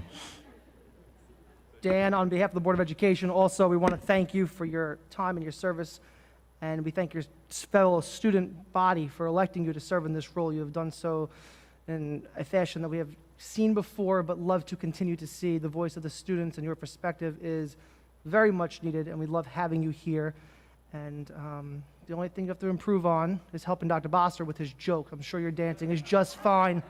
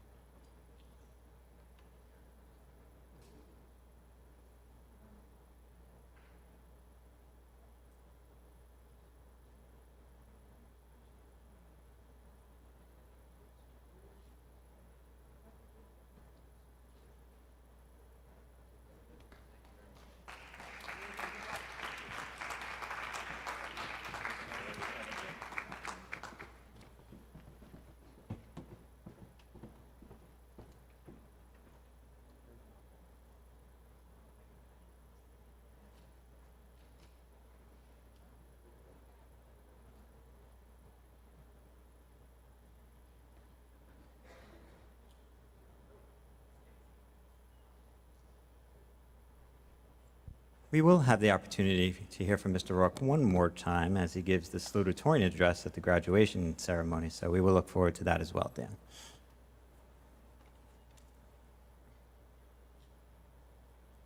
All right, thank you. That brings us up to our first residence remarks. The board encourages all residents to attend its meetings, and this section of the agenda affords them the opportunity to speak. Persons wishing to speak should identify themselves and any organization they represent at this meeting. Comments related to district business or any agenda item should be kept as brief as possible and not exceed 3 minutes. Board Policy 2351. Questions or comments concerning matters which are not on the agenda will be taken under consideration and may be discontinued by the president. Public discussion of matters relating to staff, students, or others at which their reputation, privacy, or right and due process could in some way be violated is strictly prohibited. The microphone is open. Mrs. Bell. Please still identify yourself. Hey, good evening. My name is Agape Bell, and I'm just representing myself and my family, not any organization. I first want to say, so a couple things. The letter, I thank you for doing that and drafting it, and I know it's a lot of work and thinking and writing and working on it together as a group. It's like a lot. So I appreciate your efforts, and I appreciate everything that you wind up doing. And I am glad that if you could keep the 3-foot spacing in the classrooms. I saw that in the letter in the draft, because to me, as you know, class size, how many kids in the room is indicative of quality of education as, like, you know, a loose marker. I've talked about this over the years. So if we have to keep 3-foot spacing, that means that's less kids per teacher. So I'm all for that, obviously. And I saw that it's in the letter, so I hope that winds up staying in the letter.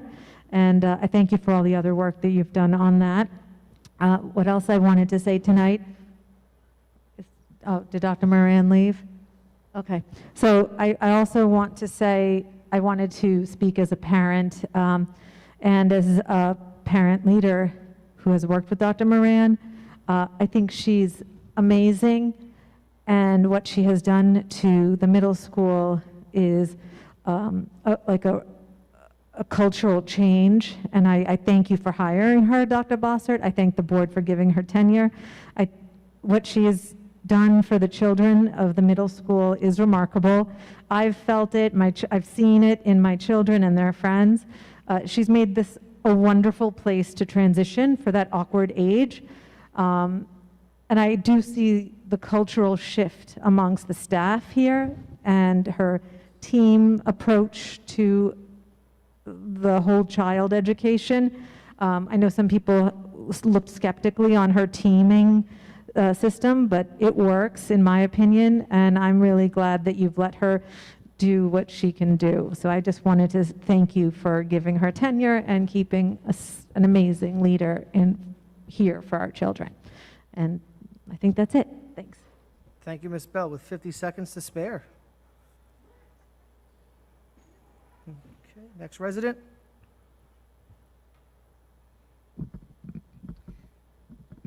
Hello, everyone. My name is Victoria Mays, and I represent my family, the Mays family. Thank you to the board for your advocacy and positivity. Thank you to Danny Rourke for representing Elwood and its achievements. I'm Victoria Mays, and it's my pleasure to announce the Elwood Academic Foundation, which I founded, created, and started with the help and input of a number of other community-minded residents. The Elwood Academic Foundation is a not-for-profit corporation incorporated in the state of New York. The EAF is also in the process of applying with the Treasury Department for a 501c3 status, along with registration with the New York State Charities Bureau. The goal of the EAF is to directly benefit the students of the Elwood School District through fundraising activities. The EAF plans to work to enhance and enrich educational and academic opportunities for the students of the Elwood School District. The EAF plans to encourage and enlist the support of its community members, local businesses, corporate sponsors, friends of Elwood, Elwood alumni, and other donors to help finance a broad spectrum of programs for students of all academic abilities. The development of the Elwood Academic Foundation has been in planning for about a year. I am a UPenn graduate, and my background is in finance, investment banking, trading, and sales.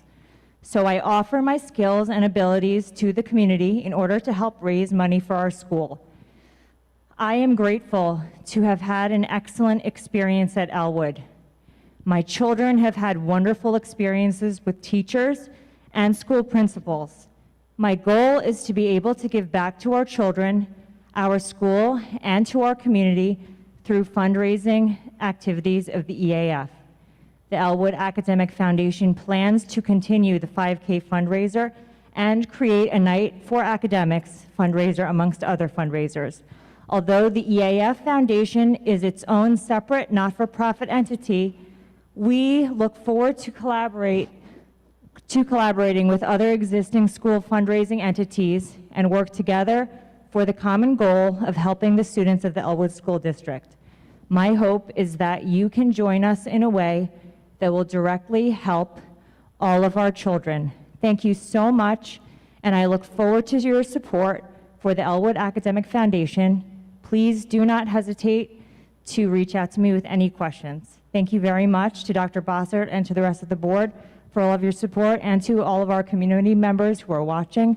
I'm very appreciative, and I've had a very good experience here, and I'm hoping to breathe some fresh air post-COVID-19 in all earnest, with all respect, and I would really like to help turn this around.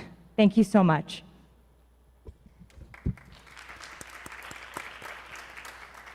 Thank you, Ms. Mays, and congratulations on founding this. We look forward to your collaboration with the community, our parents, and for your advocacy efforts for our students. Post-pandemic, I'm sure we're all looking forward to a wonderful event that you may host in the future, and everything benefiting the students is something everybody can get behind. So thank you. Ms. Mamalito? So yeah, welcome aboard. As you know, Mrs. Mays is also SEPTA president this year, so we've got a lot on your plate. So thank you so much for stepping up, being newer to the district and working with everybody. I'm looking forward to, you know, embarking on a new adventure with a new organization, and we could not be more proud to have another community member stepping up and doing, you know, great things for children. I also want to thank you, Mrs. Mamalito, for all of your help, and also to Mrs. Lisa Palesi and the Elwood Booster Club for all of your help. I really hope to work together and collaborate in the future whenever we can. And I know that we can accomplish a lot of really good things together for the school district. Thank you, Ms. Mays. Next resident's remark. Sir?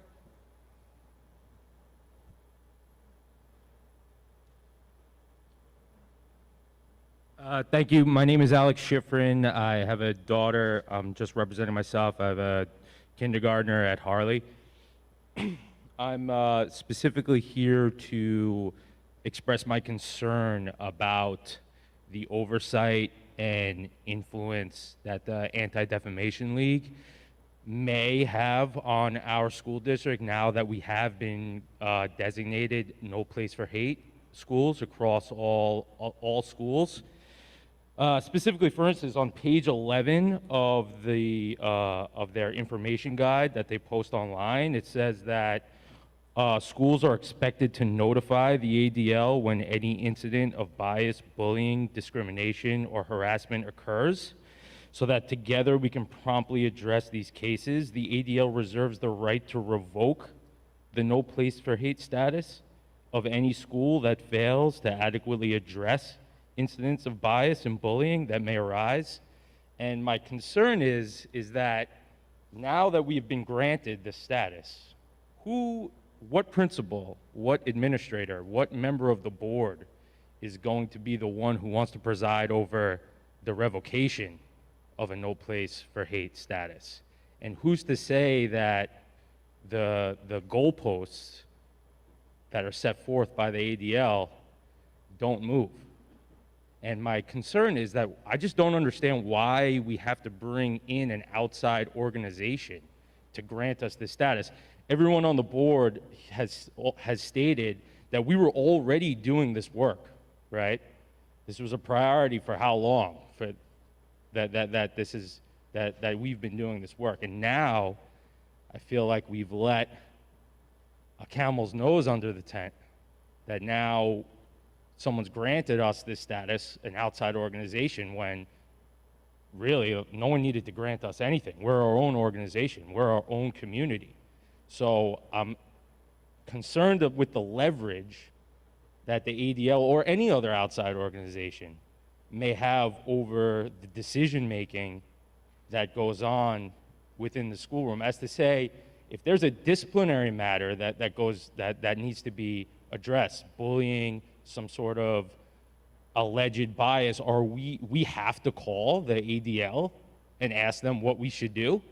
And if we don't take their advice, are they threatening to revoke the no place for hate status? It seems like you better let us know or else, or you better listen to us or else. And I'm just concerned, and I don't think it's necessary, and I think it's inappropriate. Thank you. Thank you, Mr. Shurkin.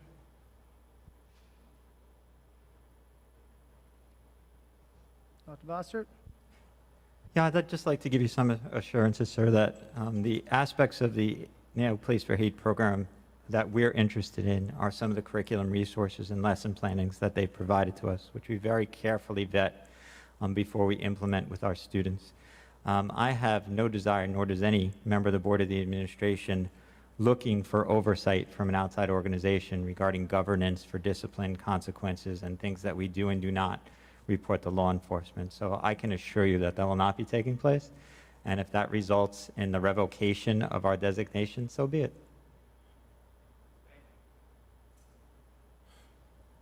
Thank you, Dr. Bossert. Other residents' remarks this evening? Please.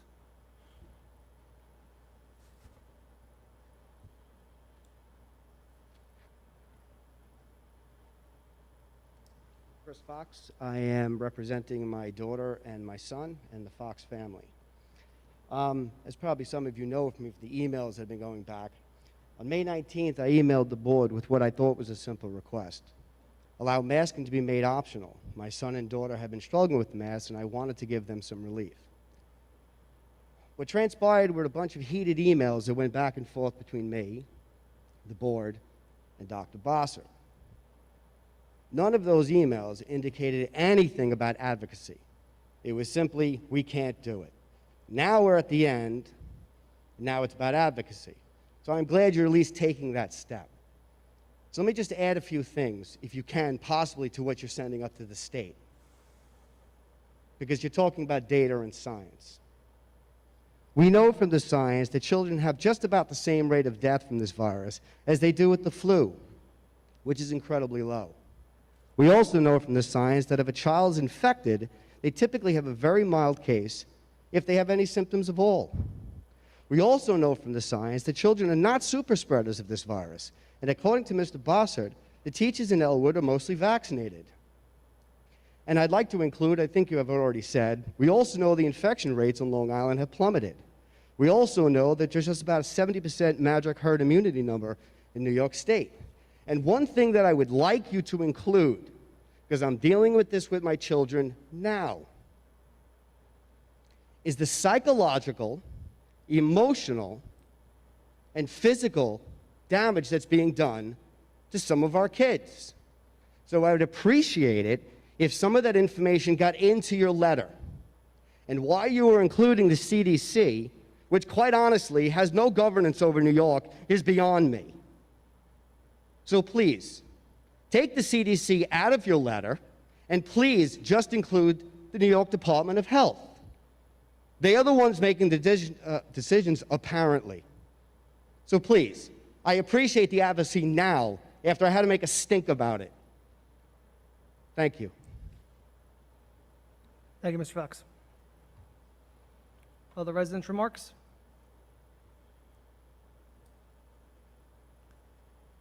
Seeing none, I will close this portion of the residents' remarks.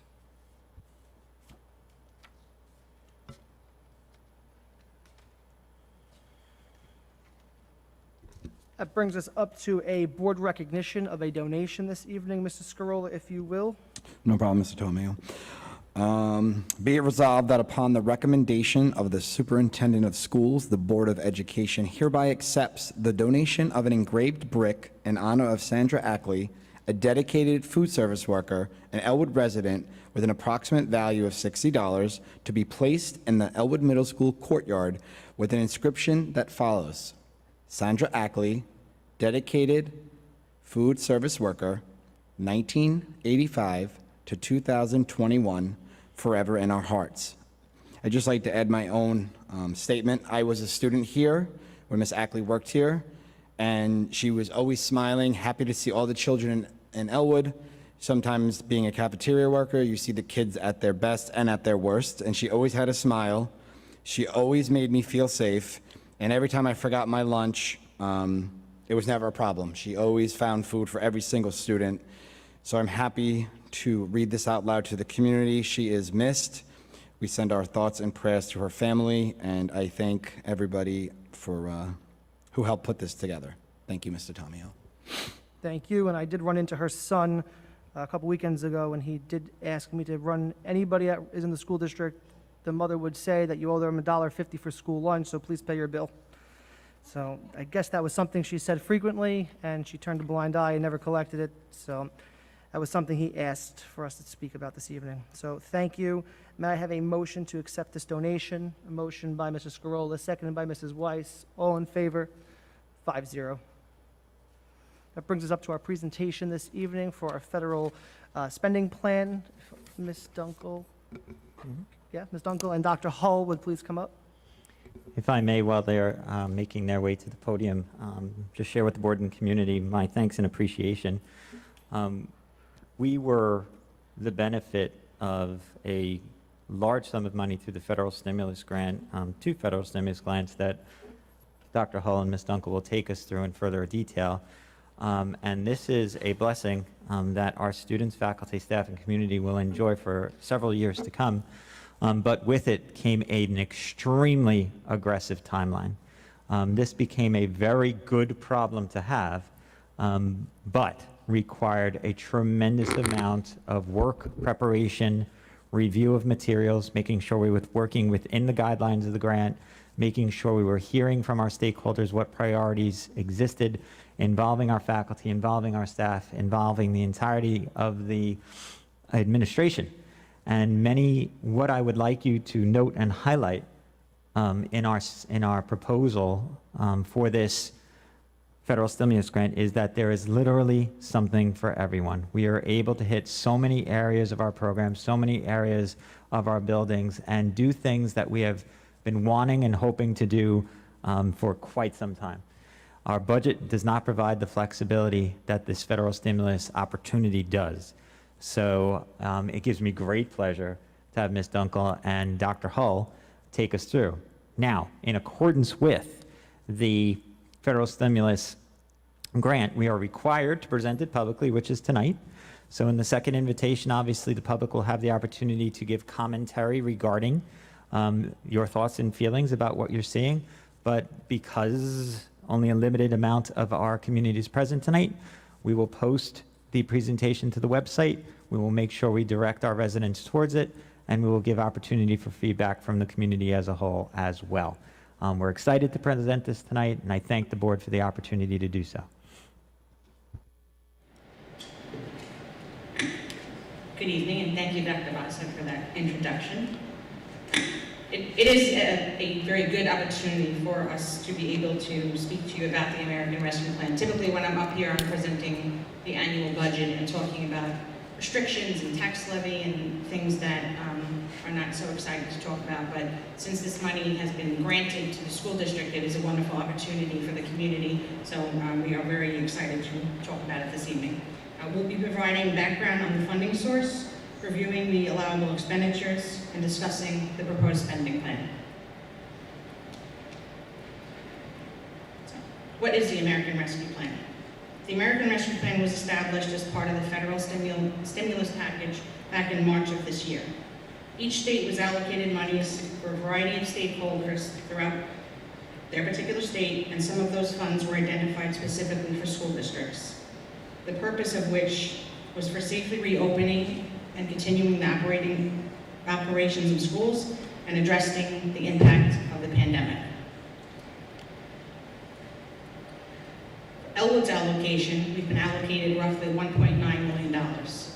20% of that, minimally, has to be specifically spent on learning loss, which leaves us a balance of roughly $1.5 million to spend on other uses.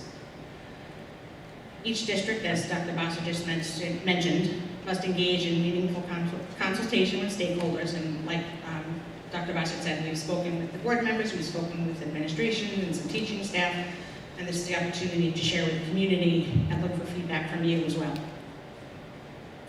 We have 3 years to spend this money with an end date of September 30th, 2024. And as I just mentioned, at least 20% of this must directly address learning loss and respond to students' academic, social, and emotional needs. This plan will be reevaluated as we move forward and updated based on the changing needs of our student population and expenditures in future years.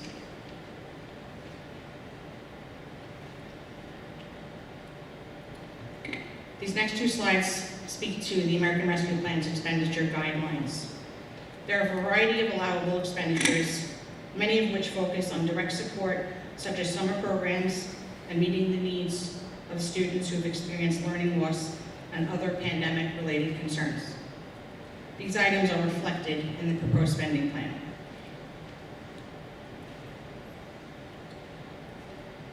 In addition to learning loss, we can also address technology, building infrastructure, health, and safety. In Elwood, many of these items have already been captured. We've spent some money in the general fund. We have this particular American Rescue Plan grant, and we also have the SRSA grant, which is an additional $1.7 million that we have the ability to spend money on for the community and to improve the schools and continue supporting our students. So, Dr. Hull is going to step up now and go over some of the items that we're proposing and their related costs.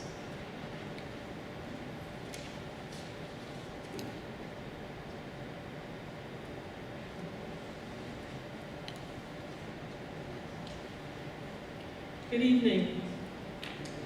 The items that we are sharing for discussion represent priorities that have been identified through collaboration with administrators, with faculty members.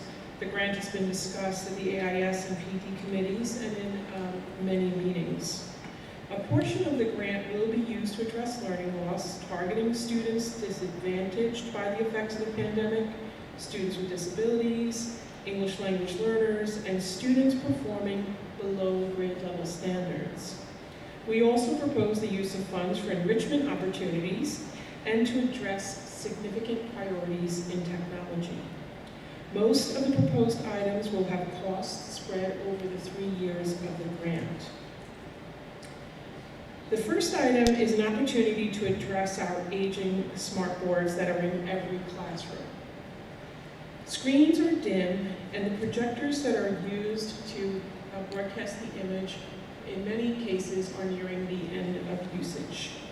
This is an essential item that supports the infrastructure of our instructional program for all students in grades K through 12. The new flat screen technology that is available eliminates the projector and interacts seamlessly with the teacher's computer. The screen would be much brighter for students who would be better able to read it from any location in the room. This is an initiative that we have been discussing for 4 years internally. The costs are very prohibitive for us. So this grant really provides a unique opportunity to take on the cost that exceeds $200,000 a year to allow us to bring the flat screens into our classrooms from grades K through 12. And so all of our students and teachers would benefit from this enhancement. Another area that we would like to address is to restore some positions that have been eliminated as we have been dealing with some budget restrictions over the last few years. We've made careful reductions in our budget, as Dr. Boss has often referred to it. We try to go with the scalpel and be very careful about where we remove positions. But we know that every cut does have an effect. And this is an opportunity for us to restore teaching assistant positions that really provide support directly to students in need of remediation and our English language learners. And these are groups that are specifically identified in this grant. So this proposal would allow us to restore our K-5 ENLTA, a math teaching assistant, and an AIS teaching assistant.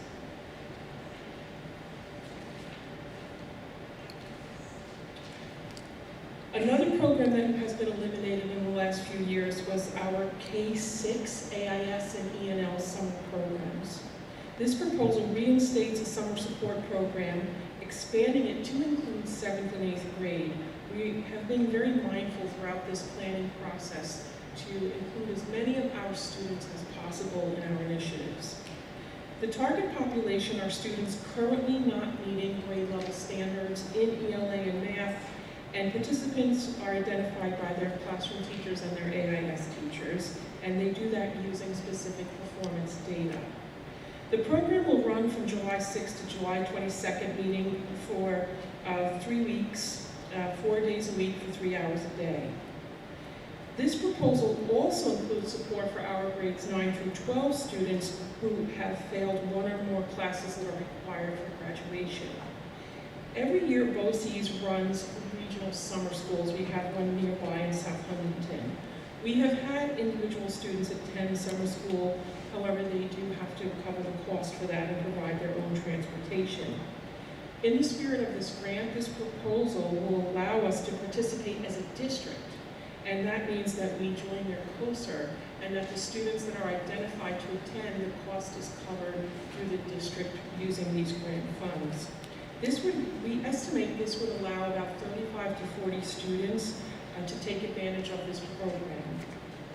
Now, an essential component for either of these summer programs is busing. And in order for students to take advantage of them, they need to have a way to get there each day. So another aspect of this is providing bus runs, both for our K-8 summer boost program and for the 9-12 program. BOCES estimates that they will have 2 grade levels that are remote and 2 grade levels that are in person. So those busing costs are based on the estimate for the 2 grade levels that would be in person, with students going for either one class, which is 2 hours, and then some staying for 2 classes, an additional 2 hours. And so we would have an additional bus run for those students.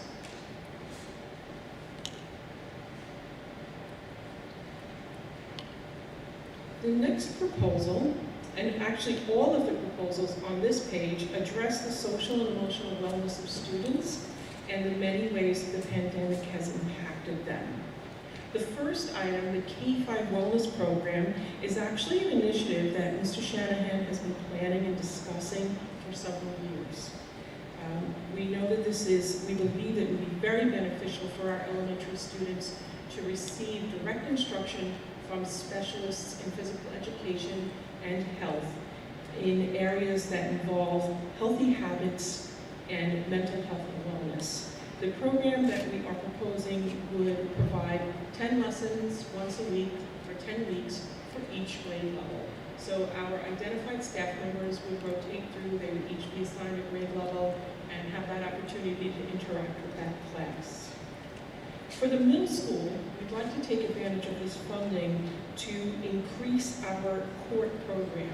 The Knights of the Round Table has been operating in Elwood Middle School for a number of years, but it's evolved as it has gone on. And one of the benefits of court is that it provides a small group for students to have access to a single adult, and they build a relationship with that adult over the course of the year. Another benefit of court is that the small group consists of 6th, 7th, 8th graders. And recently, just this past week, Dr. Moran worked with Dr. Toscano and with Ms. Brzezinski, and the day that our 8th graders went up to the high school for their visit, we actually had all of our 5th graders come over here, and they were able to experience a court period and meet some current 6th and 7th graders. So it also helps the students have those friendly faces across the building that we know from other grade levels. So what we'd like to do with this initiative is increase court to a weekly meeting, and the bell schedule is altered on the day that we have the court class. And we plan to do some very specific curriculum planning to utilize that time. And it's really about helping students to develop their skills, and it promotes social and emotional wellness, and it gives an adult, a particular adult in the building, special responsibility to support that small group of children's academic and personal development throughout the year. Our high school, John Glenn, also works each year to provide our students with programs. This past year, Ms. Brzezinski fostered an initiative, It's Okay Not to Be Okay. She had identified the program, made the arrangements for training of our faculty and of our students. These are the kind of programs we would like to see more of for our high school students. There is a greater proliferation of programs at the K-5 level than there are for 9-12 because it's harder to implement it at 9-12. You're not in with a single teacher for the day, and so you have to work within a master schedule. So what we're doing here is we're dedicating funds for the further development of programs that address mental health and wellness for our high school students. And it includes an opportunity for some curriculum writing and for the training of our faculty as well.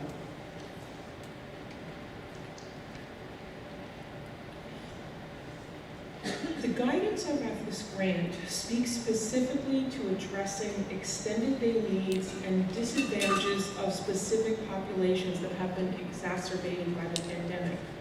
So the items on this page are things that Dr. Toscano in particular has addressed with me regarding some of the situations that some families have after school, and Ms. Moran has addressed this as well, that we have a few families who are economically disadvantaged who very much need aftercare but do not have fiscal access to it. So this would identify a small number of students who would have to meet criteria that is well established through our free and reduced lunch program to potentially have the opportunity to take advantage of our extended day, providing supervision and an opportunity for guidance with their work. And additionally, we are already helping some families this year, which was one of the requirements of COVID, for school districts to address families that do not have access to the internet. And clearly that is a tremendous disadvantage for some families, as we have become, all school districts have become organizations that require technology as part of instruction, both in school and at home. So this would allow us to identify funds to have more internet access points. I know that there are some legislators who are advocating for our cable companies to offer internet for free, but it's not yet happening universally. Mr. Tranquino and his team are already providing some students with some MiFis for internet access, but this would allow us to ensure that any family that does not have that would now have access to it. This page has some wonderful plans around enrichment for our students. Again, we have been working to meet the needs of all students, K-12.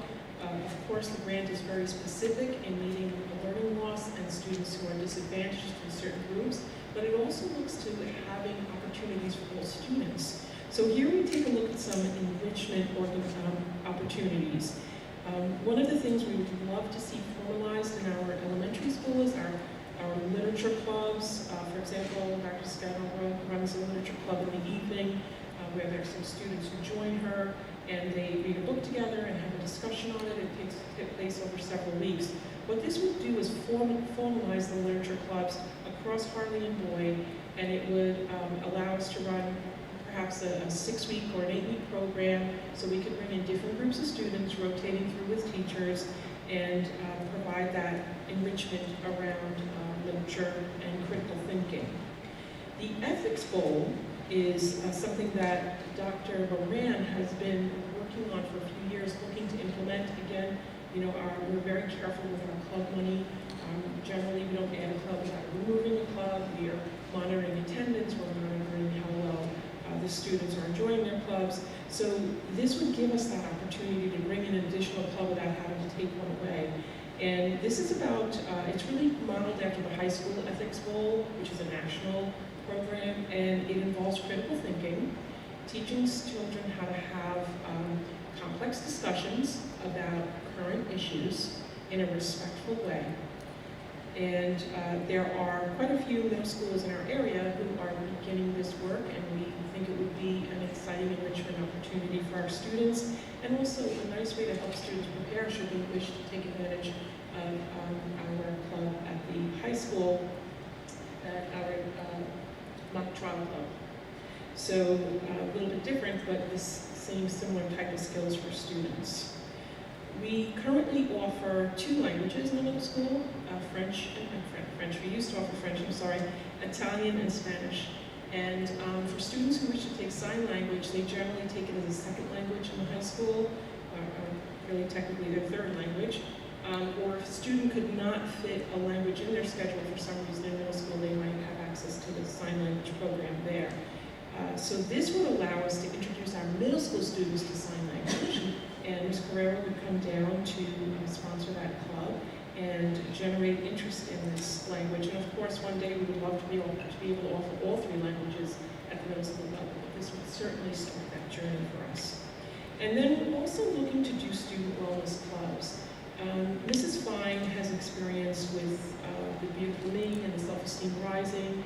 Those are just examples of some of the clubs that exist for youngsters to really help them to feel good about themselves, to be more confident, to have a good self-image. So we would definitely like to address that. We know that the pandemic has created isolation for students in a different way, and there's a lot of reaction to the things that have been removed from their lives.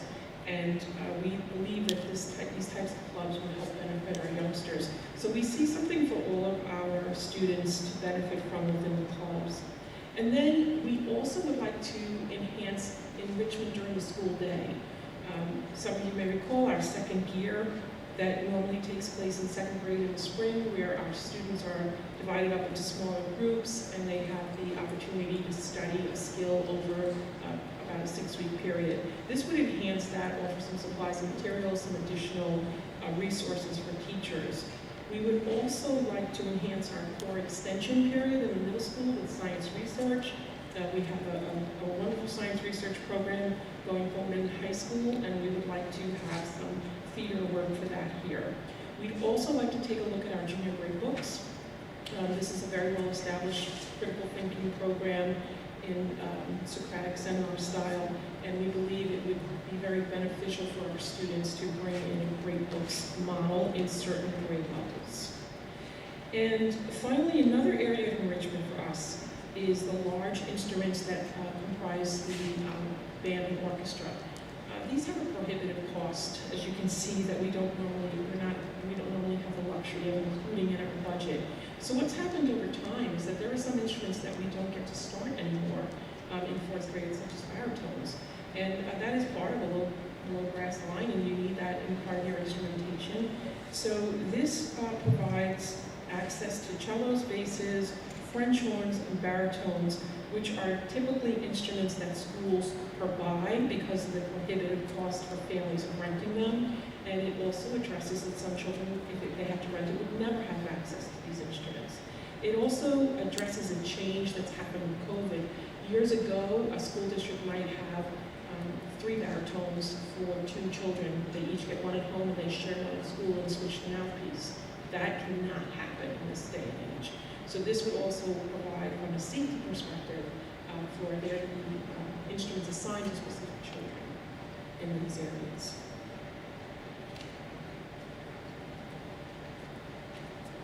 So that is the overview of all of the different ideas that we have for our proposal right now. This slide lays out the costs spread over each of the year and then the total. You'll notice that we are at 1.8 million, and so we left approximately 95,000 without an assignment. We have lots of ideas for that, but we wanted to ensure that the board had an opportunity to share proposals that they might be thinking of, and that our community has the opportunity to provide input on initiatives that they may be thinking of for us to include in this. And as Ms. Dunkel mentioned, we also have an additional grant where we can look to potentially fund some other items as well. So that's it. Looking for discussion. Thank you. Just before questions, and thank you so much, Dr. Hall and Ms. Dunkel, I want to make it clear to the board and the community observing the presentation the nature of this grant is for the spending plan to be fluid.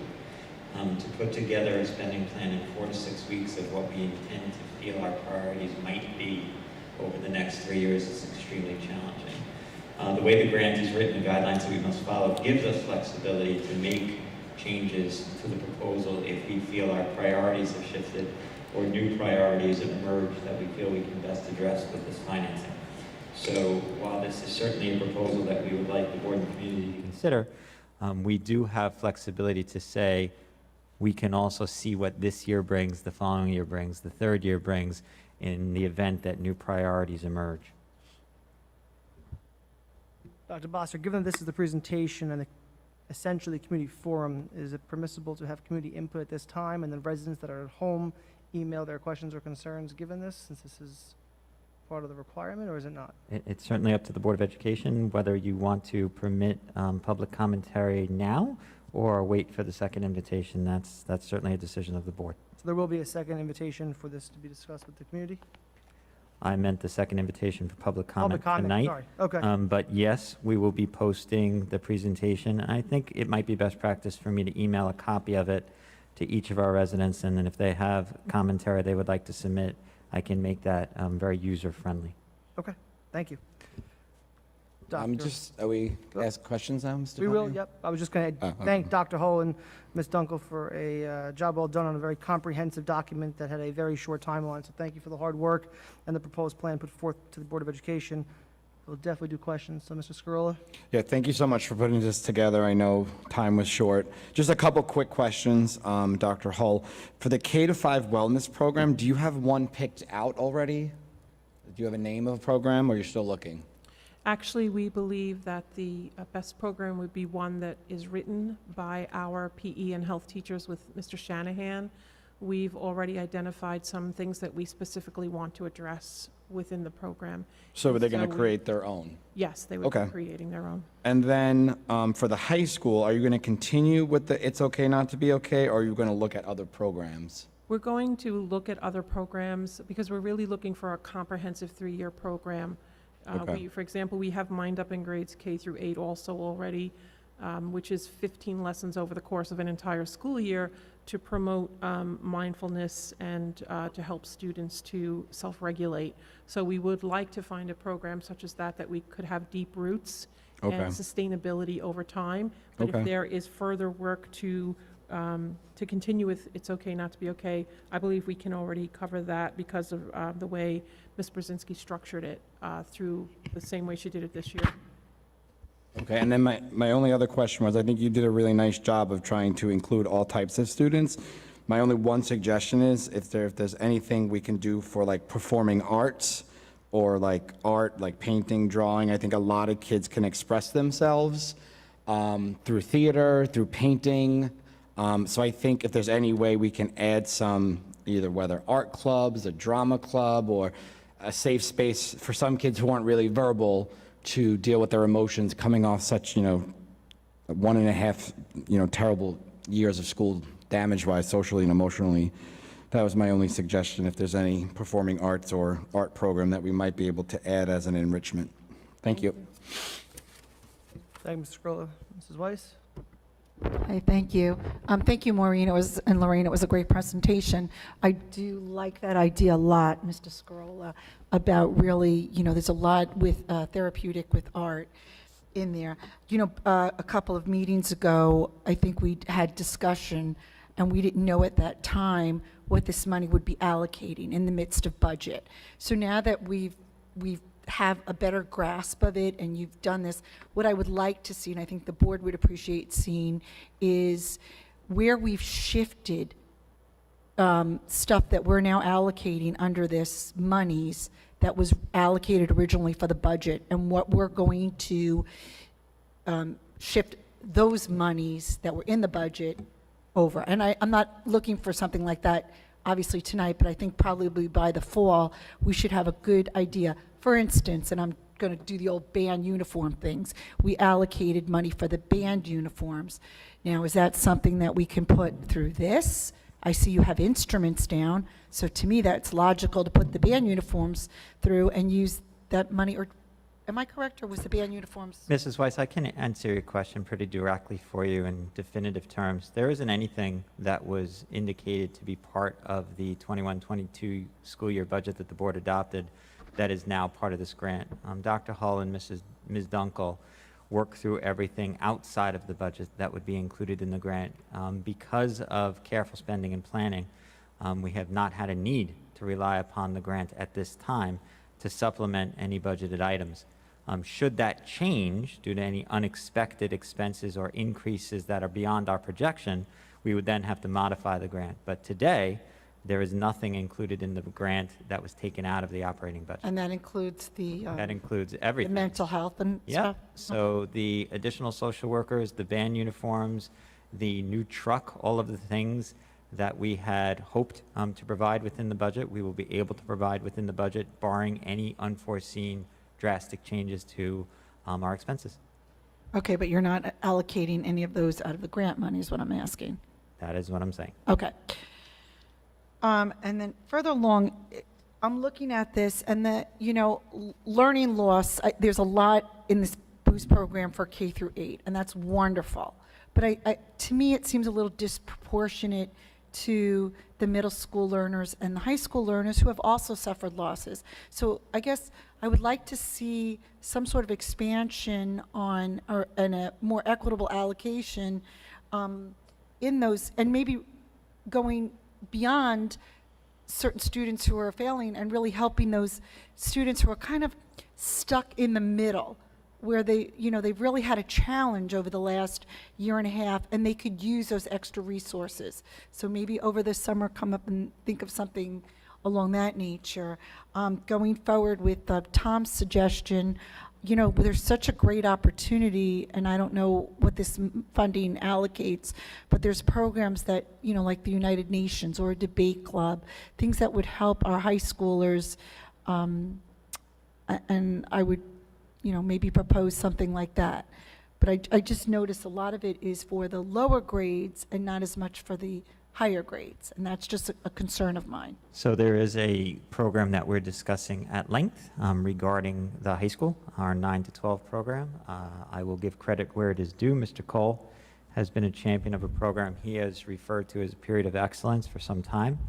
It is a program that we have been discussing at length that has some budgetary constraints that might be alleviated by this grant availability, but it is it's a big project, and in the short period of time we had to present the grant, we were not able to drill down to we weren't able to move from the conceptual level to the practical level to the point where we felt comfortable yet exploring the program with the board or the community.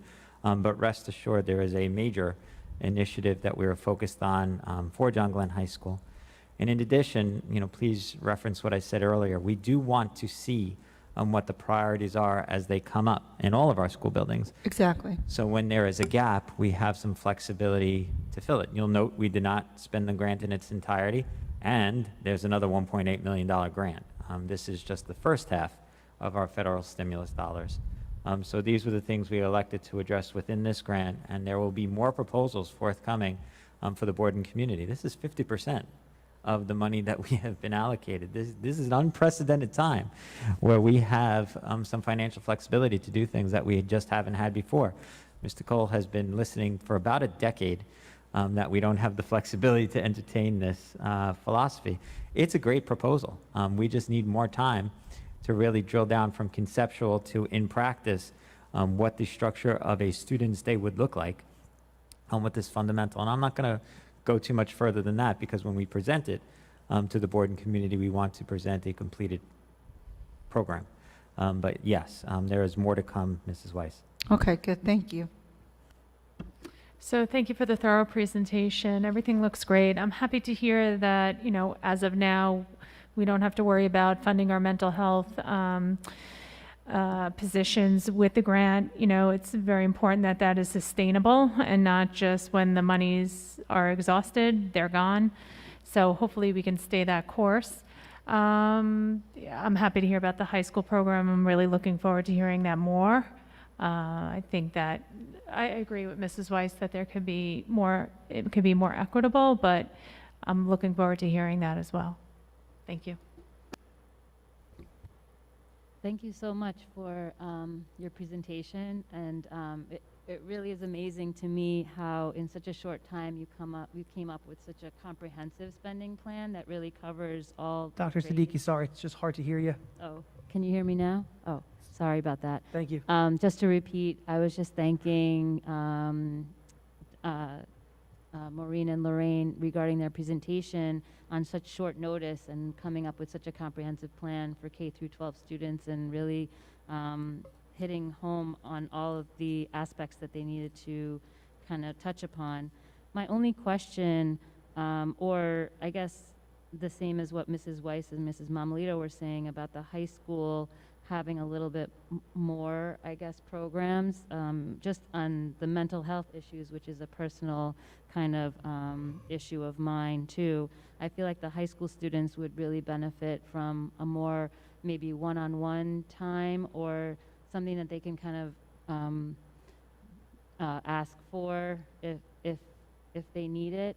And then my other suggestion, and you had come up with a whole, right before the shutdown, we were going to do where we had community members coming in talking about their professions and different things that you could do post-college or post-high school. And I thought bringing that in a more comprehensive manner would be also helpful for our high school students. Yes. Yeah, I don't want the board or the community to feel we neglected the high school. There are some, as I mentioned, some proposals still in the works that will definitively impact the high school. And I'll also remind the board that some of the budget items were to address mental health issues at the high school. We are increasing the part-time social work at the high school to full-time.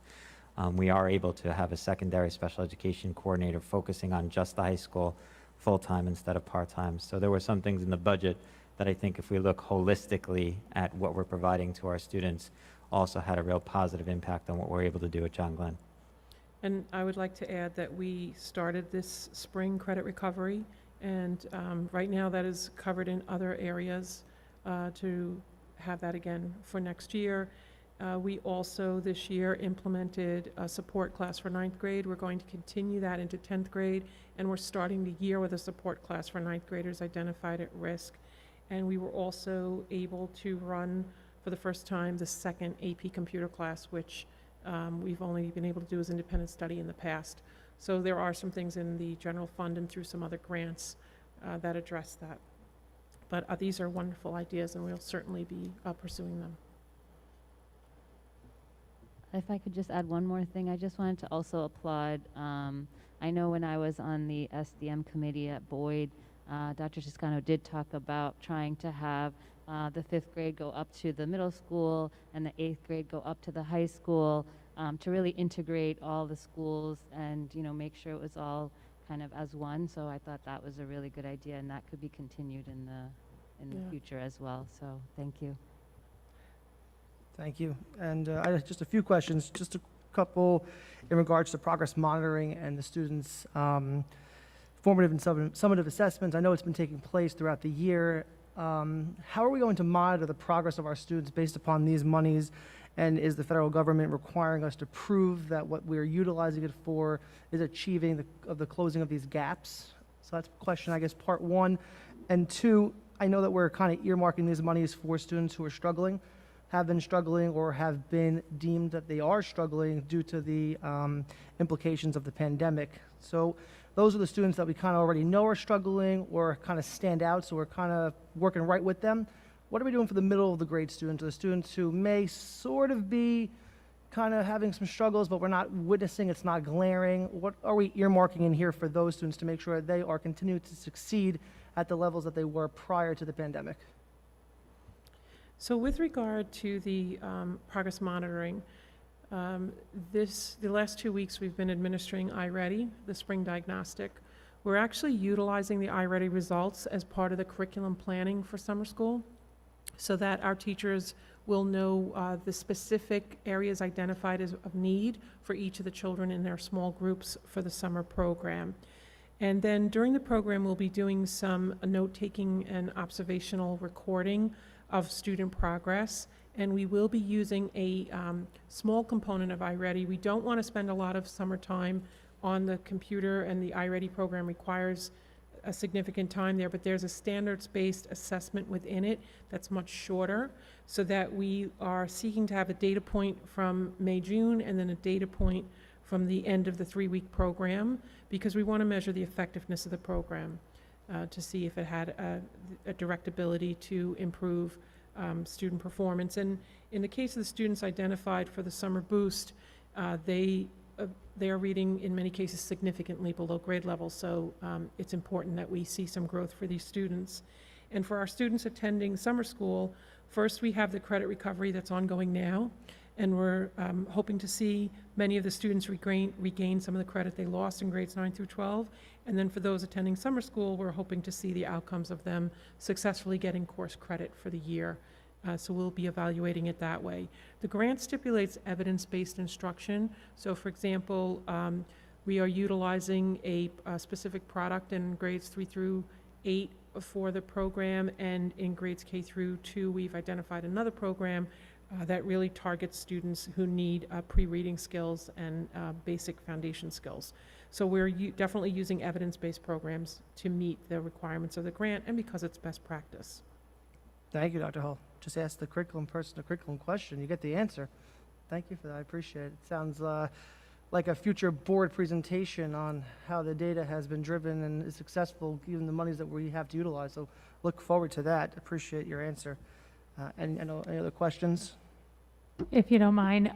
So being 20% of these monies are for learning loss, what are we doing for gifted and talented students? So the Enrichment Program is where we are addressing giving our students opportunities, such as the Junior Great Books Program, the Ethics Club, and those are the areas, the Literature Club, those are the areas where we're looking to provide enrichment and other suggestions that may come forward for specific students.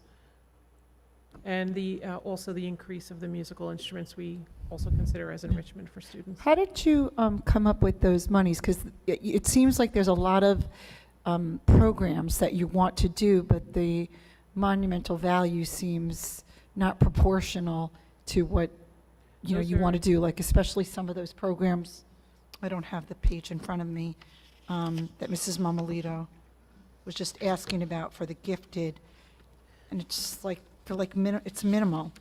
Those are based on stipends for the club advisors and curriculum writing projects.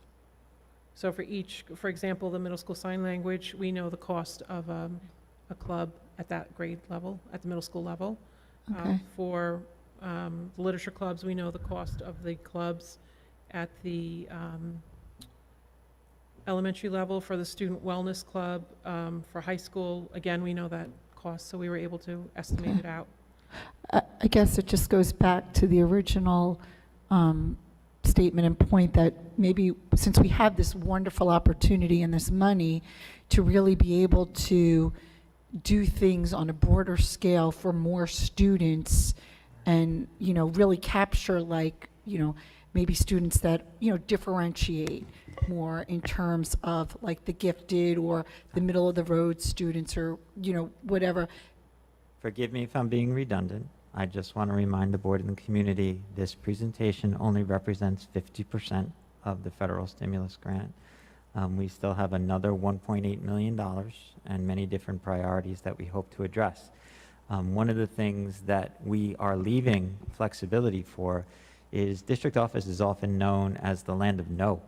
We have very tight budgets in the Elwood School District, and often we hear from our teachers, our administrators, some wonderfully creative ideas to address the very things that the board is highlighting tonight. And unfortunately, we have to report back that we don't have the budget flexibility to move forward with those initiatives. It will be a great pleasure that when our wonderfully creative staff comes forward with novel and new approaches on ways to reach our middle learners, ways to inspire our gifted children, we can say, that's a great idea, let's figure out how to do it, and here's the financial resources that'll make it happen. Okay. So I just want to remind, I think it's important to remind the board and community, this is just one piece of a large pie, and it's wonderful. It's great opportunities forthcoming. And I agree with you. I'm just, saying this is what we're seeing that we would like to see more of or expand upon. So I'm sure the staff over the summer is now going to go forward and say, wow, let's look at this and, let's increase, I just feel like there's a lot of opportunity to reach a lot more kids. Thank you. Yeah, the only other thing I'd like to suggest, I know this is not a final document, is I think college and career readiness needs to be addressed, and I would love to see our business electives grow at the high school level. I know other high schools have accounting and they have a lot more options, and I think to get our students prepared for the real world experience, if that's something you can please keep in the back of your head, possibly for the next round of monies that we have, to put towards college and career readiness at the high school level, please. Thank you. Yes, and one of the things that I also want to highlight is that part of our planning is that we have to be cognizant that we will lose this funding in 3 years. And so we're also trying to think about what can potentially be absorbed long-term into our general fund and what will go away. So that's where things like the flat screens is a really great use, because it's a one-time expense. And so when the money's gone, we will have the product for all of our children that we don't have to continue to fund except for regular support. The same thing with things like the musical instruments, the Boyd aftercare for certain students. And even with our summer boost program, it's not likely that it would continue after the 3-year grant, because the grant is designed to target the effects of the pandemic. Exactly. I mean, So and that's what, it is- and that's, I yeah. guess, the points that we're trying to bring up is to get these students that have, been in this void and have suffered, to really give them something. And hopefully, 3 years, that those grades are going to be, well, the 9th graders will be 12th graders. That'll give us an opportunity to get everybody back on track and give them the growth. I mean, Exactly. I think Mr. Scroll has some great ideas with that, and be able to use money in areas that we would never have used it and give that enrichment. So I appreciate that. They're Thank you. excellent ideas, and I also, while so many of our administrators are here, I just want to thank them as well, because it's a tremendous amount of problem solving, and the kinds of things you're suggesting sound very exciting, and I know that for our administrators who are hearing it and for those viewing from home and our teachers, I perceive there'll be a lot of great ideas coming forward. The timelines with the grants are not generous, so it's probably the kind of thing where we might have to have an initial proposal, which then we have flexibility to revise, because even with the second amount, we have to have our planning completed before the end of June while we're closing all the buildings. So it's the timeline has not been generous, but there will be flexibility for revision. And also, as we evaluate, like we have a 3-year plan, but if something isn't working well in its initial year, then we would want to move that into something else that's more productive for our students. And I agree, what's so exciting about all of this is that it's really mostly directly, and if not directly, indirectly benefiting students. And I think that's a really wonderful opportunity for everyone. So it's an exciting, I wouldn't even want to call it a problem. It's an exciting initiative to be working on. Thank you, Dr. Hull. Thank you, Ms. Dunkel. I think all the questions were answered. Appreciate it. So again, if it pleases the board, what I will do tomorrow is send an email to the community, encouraging them to watch the presentation that I will link from the website. I will attach a PDF of the presentation and create a form where residents can submit feedback for consideration. Perfect. Thank you, Dr. Bossert. That brings us up to our consent agenda vote. I have a motion to approve the consent agenda. Motion, Ms. Mamalito, seconded by Mr. Scrolla. Questions or comments? Seeing none, all in favor? 5-0. May I add some comment, Mr. Tamio? You may, Dr. Bossert. I would like to thank the board for support of all of the items within the consent agenda. I would like to highlight 4 of them for the community present. One of them is a contract with Huntington Coach to extend our transportation services, which would have ceased on June 30th of this month. We now have transportation locked in for the next 5 years. In all of our budget presentations and proposals, I highlighted that great unknown of what our transportation costs may look like, and I warned the community that the increases we were bracing for would far exceed the 2% or less that we had worked within regarding CPI for the last 15 years or so. Huntington Coach has been a good partner to the Elwood School District and provide reliable and safe service for our students for many years. But it became very clear that we weren't going to be able to entertain a contract with them moving forward at that CPI 2% increase. Negotiations were difficult. They were strenuous and long. I would like to thank Mr. Tranchino and Ms. Dunkel for all of the work that went into making sure we had conclusion in time to make sure there was no disruption to our transportation services. As Dr. Hull mentioned, we are looking to begin a summer program in July, and providing transportation for it would have been very difficult without a transportation contract. At the end of the day, we will not have to discuss a contractual negotiation with Huntington Coach for the next 5 years. As we notified the community, we were seeking to enter a multi-year deal so that we would decrease the first year of increases to the contract. When we first opened up the discussion with Huntington Coach, we feared that the percent of increase from the current school year to the next school year could approach 40 to 50%. I'm pleased to report that we are significantly below that in the impact on our budget, and the ability to negotiate over a 5-year period made it a number that is workable within the confines of our operating budget, which is why we can still provide all of those enhancements that we discussed with the community and also afford the increase to the transportation services. So I wanted to point that out and thank the board for the support. Secondly, Ms. Dunkel, you are officially tenured effective July 1 this year. The board didn't pull it back after I gave you the plaque, so congratulations to you. Would have been embarrassing if I had to take it back. Also contained within the consent agenda vote was a memorandum of agreement for a 3-year contract with the Elwood Administrative Alliance.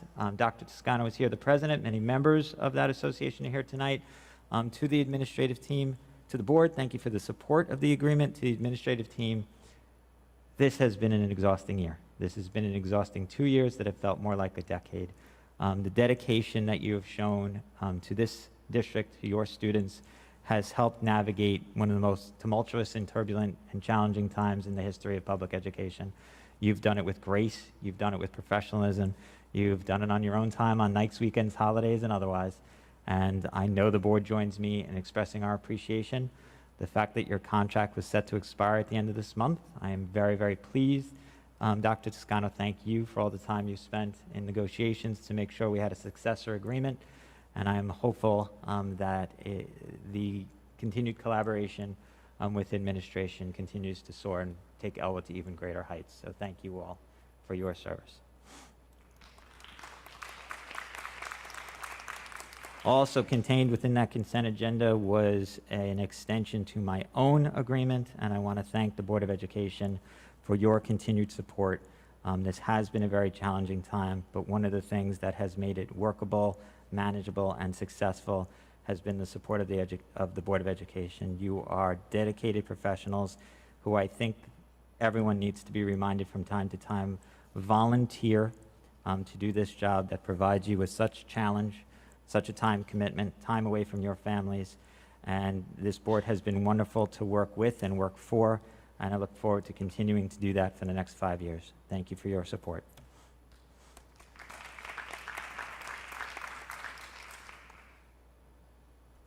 Thank you, Dr. Bossert, and congratulations, Ms. Dunkel. Just one question, one comment, 1 second, sorry.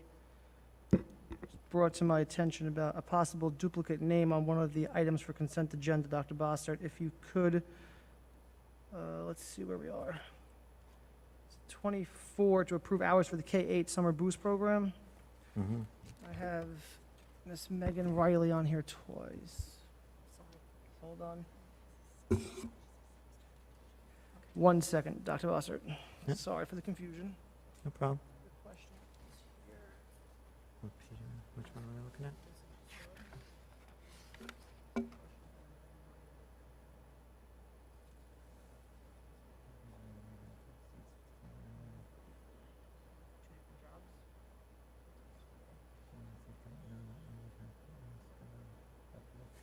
Dr. Hull, can you just come clarify something, please? So we make sure we don't have to amend an agenda item. While the board is meeting, we can do that if necessary. Here we can do it.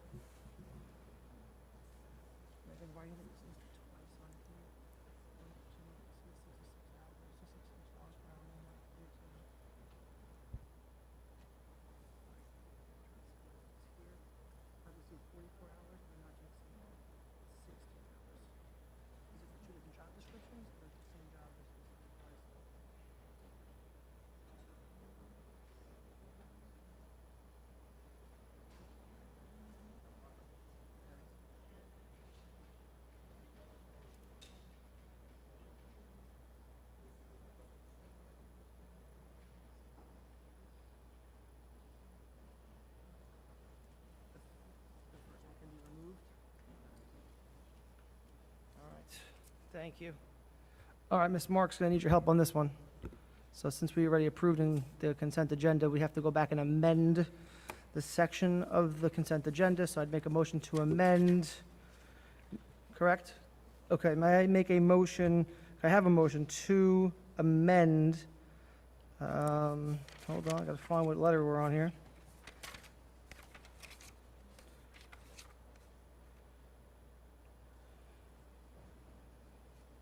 So letter O under action items, number 20, approve summer days. Sorry, not 20, 24. So under O, action items 24, approve hours for the K-8 Summer Boost Program. May I have a motion to strike the first Megan Riley listed not to exceed 44 hours? Does that suffice, Ms. Marks? Strike that? Okay. Motion by Mrs. Weiss, seconded by Dr. Siddiqui. Questions or comments?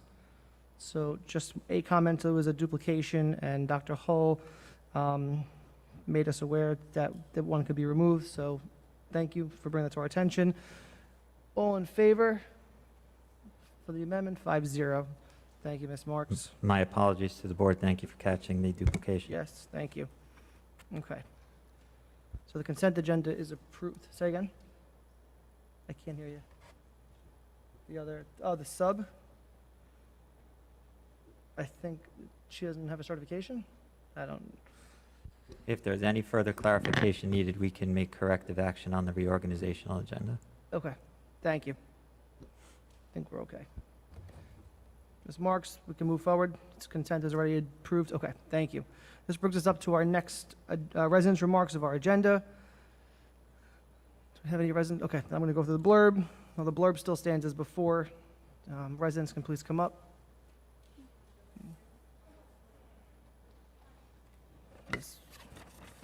Hi again, Agape Bell, representing myself, same, my questions are, can the board and Dr. Bossert just reiterate what is the process of the next step with the federal grant money and the feedback? I mean, I have suggestions and questions, but I don't need to take up everyone's time right now. So what's going to be the process for that? You may, Dr. Bossert.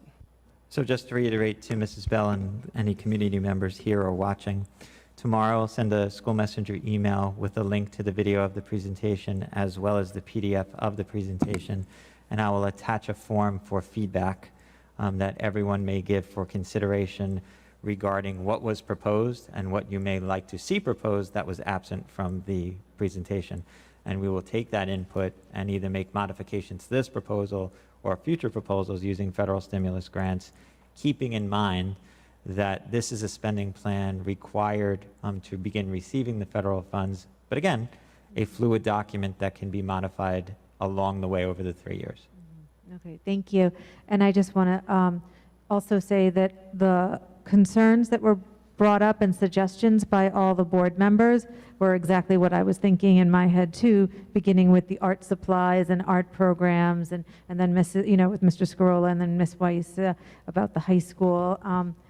So I have a lot of piggybacking and other things. So thanks for telling us about the process. So, and I think that was it. Okay. Oh, and thank you to Ms. Dunkel and Dr. Hull for all the work. It's tremendous and very impressive. Thank you.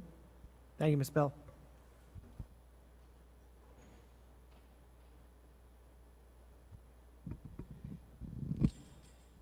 Hi, Victoria Mays, the Mays family. So first of all, thank you to the board for the transparency and putting this American Rescue Plan up on the website and the email that you mentioned, Dr. Bossert, for the community. I think that will be very helpful, and for also inviting the more community involvement. With that, I hate to go up against this, but I'm going to do it because I think it's a little, it's important. So Dr. Hall, the interactive flat panel whiteboards, the cost is around $235,000 annually. So I understand that this is a one-time expense, but then my other question is only that, these things age out, and so what ends up happening is that even though it's a one-time expense this year, they can potentially age out and then result in incurring a more significant cost in the future year after year. Is it a consideration to, I'm a little old school, to go back to regular whiteboards? Is that not an option anymore? Typically, when public input is invited, it's to pose questions to the Board of Education. But as we noted that this was a forum to discuss the grant, I'll ask Dr. Hull if she can respond to that question. Yes. So the current smart boards were purchased in 2008 and 2009 over a 2-year cycle. So we do know that technology definitely ages out and will need replacement. In this case, we're looking at a 3-year cycle, so we would anticipate a time in the future where we would have to once again engage in replacement. The technology is a little different. It has advanced tremendously. It's almost like your own HD TVs at home is this type of screen. So we do anticipate a longer life with these, because then what has to be enhanced is the computer that is feeding the screen, where right now there's a software within the smartboard itself that's more problematic. So the technology, we believe, will last longer, but absolutely will age out. To clarify longer, it was presented to us that the new whiteboards would have a 10-year life expectancy. Okay, that's significantly better. Significantly better. Yeah, significantly. So thank you also, Mrs. Weiss, Mrs. Mamalito, Mr. Tomio, for also bringing up the academic programs in regard to enrichment and all levels of differentiation. What I would like to ask, since that is a proposal, is it a possibility? I didn't see math on there. Is it a possibility to put some math on the board there, or even, you had said school clubs during school. So is it possible to have a chess club? I've seen during school hours, maybe. What I've seen at our previous school was what they did was they put the chess club during lunch. And as a parent, I paid for the day at school plus the chess club at lunch, which was not so great, but at the same time, it was really good for my sons. And they did it at a very young level. As you know, chess involves a lot of strategy. It also encapsulates and incorporates the children who may have certain IEPs, as it helps you think 10 steps ahead. And also maybe can even be construed to deter impulsivity. So I guess I am asking about a potential chess club during school, if that's an option for one of the clubs that's not after school. Although I know that the Booster Club, I believe, has had something maybe after school as well. But then that's not all students. I know I'm past the 3-minute mark. I'll go faster. But also, I guess math, chess, and economics. I would suggest, Okay. if you have a list of stuff that you'd like to see maybe added or suggestions, to follow up with an email. Go Okay. back to the presentation, look through it, and definitely email, because it sounds like you Sure. have a lot of good ideas that we'd like to entertain, at least look through and vet for you. To make Sure. sure that's something, if possible, we could do. So I would definitely follow up with an email to Okay. Dr. Hull. And That's okay. Is it just possible to maybe just get the math question? if I was to ask one question. The math question was, or- To put something on the board in regards to that enrichment in regards to math. I know that there's a book part of that, there's an ethics part of that, or a debate. Is there something for math? thank you. I Thank think you. as the other questions from the board members came up as far as suggestions and input, I think Dr. Hull is making good notes. If you'd like to address it, Dr. Hull. Ms. Mays, hang tight. To It's coming. address that, we are embarking on a major math initiative. Okay. That was originally in this grant, but had to be moved to the other grant because we had fulfilled this one. And what we're looking, first of all, we're implementing the new next generation math standards. And accordingly, we are looking for a new math series, which is a year-long process. We're looking for that for both K-6 and grades 7, 8. So we will see some major revamping within math that will be part of the other grant. It is another major one-time expense in excess of $100,000, probably close to 125 to 150 with proper professional development and resources. So it's really ideal for these grants. So you'll be hearing about that within the next one. Thank you so much for the math. Yeah, and Thank you. also, if I could just mention, I'm sorry, Good. we also are recipients of the Smart Start grant. Mr. Tranchino had applied on behalf of our school district, and that's beginning this summer. And the Smart Start grant incorporates coding in instruction as a basic skill that all students need to be successful, so that in the way we think about spelling practice, multiplication practice, that students begin to have an understanding of coding. And there are teachers identified each year for 5 years. It's a K-8 initiative, but we have our high school computer science teacher as one of the initial trainees so that she can help with the vertical alignment between our K-12 program. So we'll also begin to see the beginning of that grant this coming year in 21-22, and over 5 years we'll have a cadre of teachers trained directly through programs that are sponsored by BOCES and then turnkeying that within our district. Thank you. So to answer that question, yes, there will be math, Ms. Mays. And more good news, Boyd, the middle school and the high school all have chess clubs.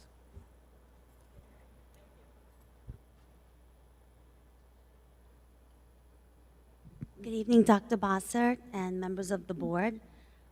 First, my name is Louise Lacourt, and I'm here just representing myself. I want to start off by thanking you for having this opportunity to approach you and the board and the community as well. I can't believe we have come to the end of the school year, and what a year it has been. I feel it is appropriate to acknowledge and thank those in our district who truly care for our children.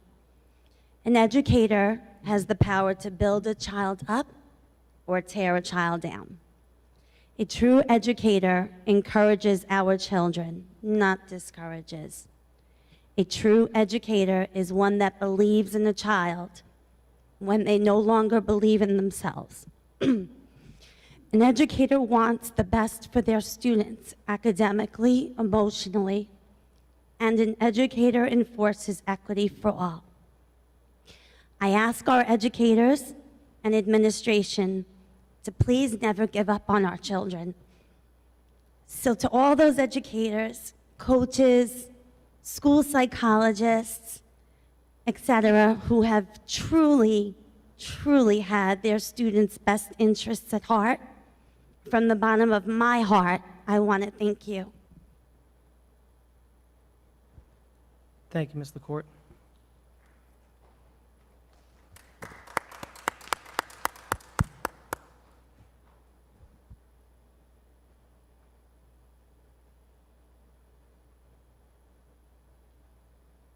Can I move this? You may, yeah. Got it, bud? Okay, there we go. Hi, my name is John, and I'm in 7th grade, and I wanted to talk about the masks because it's a major issue to me.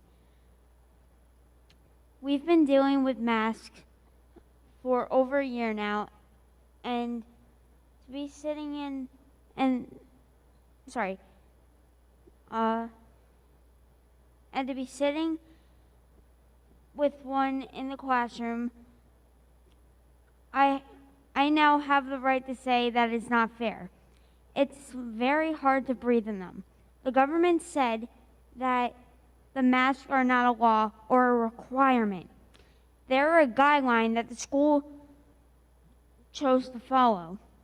You're saying the masks are helpful, right? Well, after reading some things about the mask, it turns out they're a safety hazard. I was reading that someone, discussion warning, someone threw up in their mask and then threw up again because of the smell. And because of the lack of air conditioning in the building, some kids fainted and had to go to the nurse. What I'm saying is the masks need to be removed. Make them optional. Thank you, John. And John, we hear you, and as always, commend you for coming to the microphone. It is not an easy thing to do. Your sister also has frequented the microphone and has given her perspective on certain topics and issues. So your classmates should be proud of you for having a voice and being here to represent them and yourself this evening. I thank you. The board thanks you, and we hear you. Unfortunately, although it sounds like a guideline, the executive order that is out there from the governor, and as we've seen, school districts have tried to take masks off or make it parental options. They come down and they enforce the district to then follow the executive order. It is, if we could tomorrow, we would give parental choice and allow people and students to wear their mask or not. We're just being positioned into a corner right now, and we don't like it. As you saw, we took an advocacy effort this evening to voice our concerns with such things that are taking place. But if we were to not follow the executive order, the district itself could be in a lot of trouble. We could get a sanction, or we find money, or money will be withheld from the district. And it's a really horrible thing that the government is doing. I can sense your frustration, and I think as you heard us this evening, we are advocating towards the correct people to let them know that we too are dissatisfied with what's going on. Okay? I do have one more question. Yes, but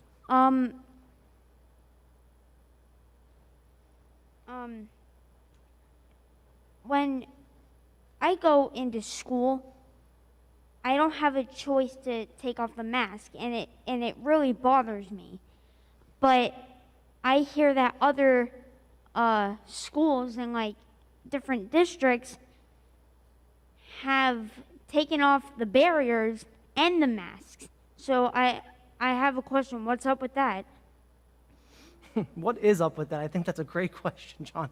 I unfortunately, the districts that maybe have made those choices were then told to reverse the action that they took. So you might have heard surrounding school districts take that action, and then unfortunately the government's office came in and said, you can't do that.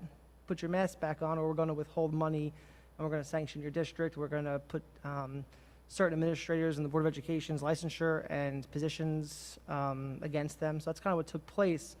Now, there are some private schools and other entities that are allowing that option, but unfortunately in public school, which we are, we have to follow the law, and we have to follow executive orders that are put in before us. Okay, thank you. You're welcome, bud. Thank you again.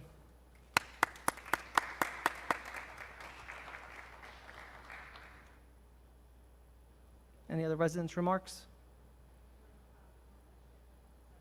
Ms. Bell? Ms. Bell, you went already? I did. Okay. But I didn't use my 3 minutes. Okay. Reserving my 50 seconds from the first. So you yield your 5 minutes. time to yourself. Okay, go ahead. Yielding my time to myself.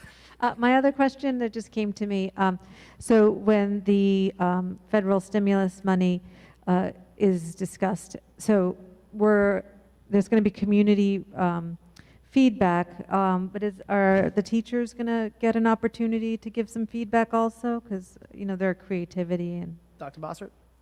Very simple answer, absolutely. Okay, I just wanted to make sure, because I know we all know the grades. I do want to say, I did hear in the presentation about core extension being used, but also I just want to say it out loud before I forget. Freshman seminar, 6th grade seminar, those are like really great times to do things with the kids. But thank you everyone for all your good work. Thank you, Ms. Bell. Next resident?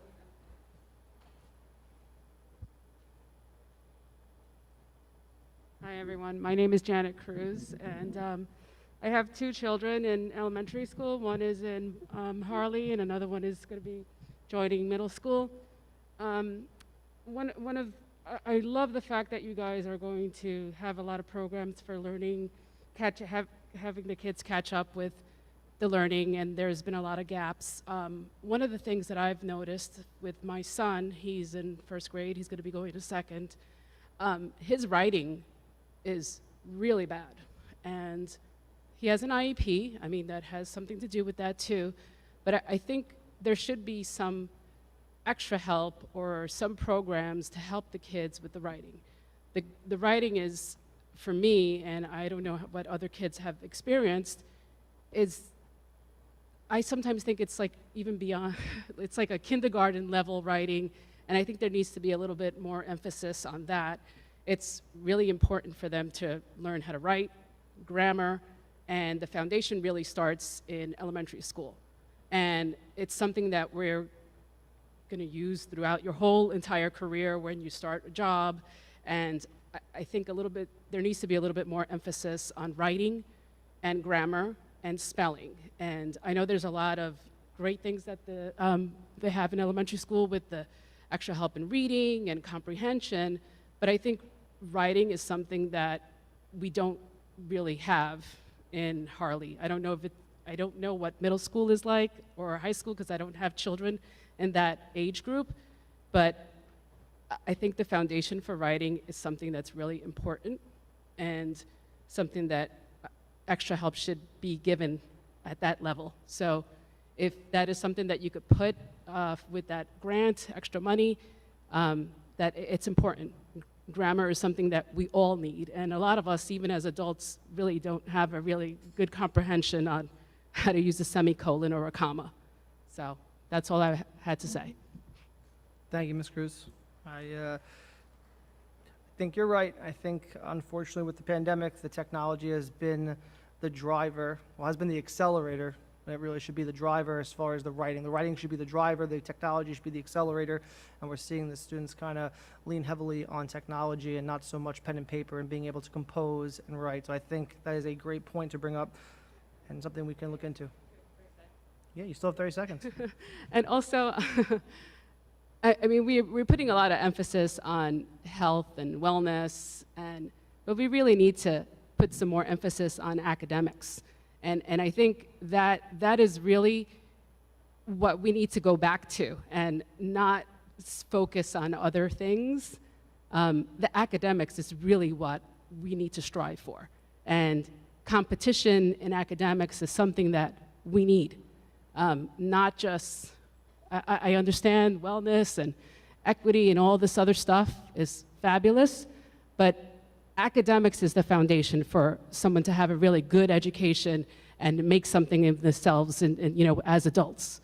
So if we could just put some of that extra grant, and I know you, Dr. Bossert, you said that this is just a proposal and that there's $1.8 billion, $1.8 million that still haven't been purposed for academics or anything else. But I really do think that academics and competition is something that we need to add to our district to bring it up to par with other school districts. Yeah, and the only thing I'll say, and I know time is running short, Yeah. The largest percentage of our operating budget is dedicated to academics, which is why we have some flexibility within the federal stimulus grant to add things that are supplemental in nature, Yeah. mental health in nature. But I think if we put up slides to show you how we're spending our money in totality, you would see the greatest expenditure we have is bolstering our academic program. Yeah. And I mean, I don't have high school children, so I don't know what it's like, but I think the foundation is the elementary school, and that's what we need to, revamp. You are on point with all of your comments. All right, thank you so much. Thank you. Thank you, Ms. Cruz. Any other residents' remarks this evening?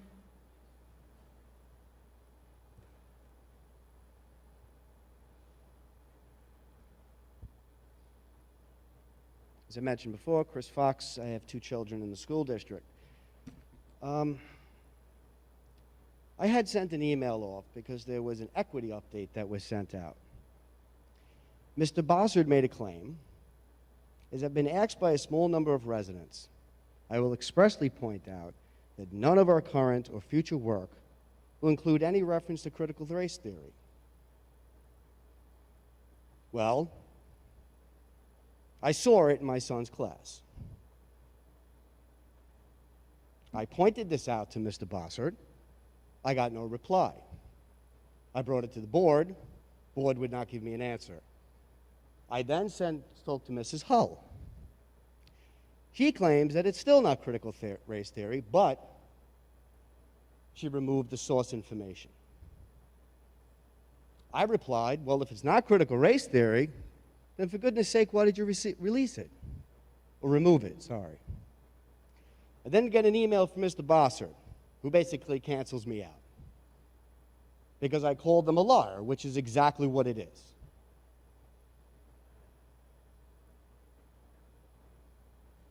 Okay. Mr. Fox, we can leave employees' names out of your commentary, please. Okay, It's I'll really leave the in name, policy. the district. Is that fine? So I'd like to know, if it is critical race theory and I called it out, I gave the example, the factual example of what it was. Mr. Bossert ignores it. It gets removed, but it's not critical Mr. race Fox, theory. once again, please. Okay, leave I'm district sorry, names. the district. Thank you. So I would like to Mr. know Fox, if you could. if something was Mr. removed. Fox, if you could. You have been given the utmost respect from the Board of Education. and I'm going to administration. say it again. If something Mr. was Fox? removed that was not critical Mr. race Fox? theory, then I would like to know why it was removed. Mr. Fox, the district, the board, and the administration has provided you the utmost respect. They have not spoken to you in the nature in which you are speaking to us in right now. This is a community forum. You have been invited. I take the names back, Mr. Tommy, okay? Is that fine? It is So can fine, you and, please- and can we furthermore, please being get to the- respectful would include I am being calling- as respectful as I can possibly Then be please- when you are openly lying about something, Mr. Fox. and I get no response. And then I get a cancel information from the district. Is that fine? So I would like a simple answer. If it wasn't critical race theory, then why was it removed? And why do I get an email from the superintendent to simply do not talk to me anymore? Do not do something that is slander or abuse. James, Excuse Mr. me, Tommy. Excuse me, Ms. Mamalito. He has 3 more seconds to finish. Mr. Fox, thank you for coming this evening. We hear your concerns. No, you don't. We do. You don't. You know And what? They I'll were finish with addressed. this conversation because I'm not Unfortunately- getting any answers. And this is what happened over the last Thank month. you, Mr. Fox. Anybody else have residence remarks? You're welcome. Your emails were answered. You didn't like the answers in which you received, and the tone in which your emails were disrespectful. We have employees who can be referred to by doctor and not Mr. Thank you. Have a great Mr. evening. Tomeo, may I Yes, speak? You may. I have never in 6 years have been spoken to with such disrespect. This Board of Education has been open to community remarks, to correspondence with residents. The disrespect shown to our administrators, they are Dr. Hull, Dr. Bossert, not Mrs. Hull and Mr. Bossert. I'm sorry. But in order to continue to be productive, we need to have a level of respect from all community members and stop the divide. Sometimes we respond to an inquiry and you may not like the response that you're going to get. And we just have to agree to disagree sometimes.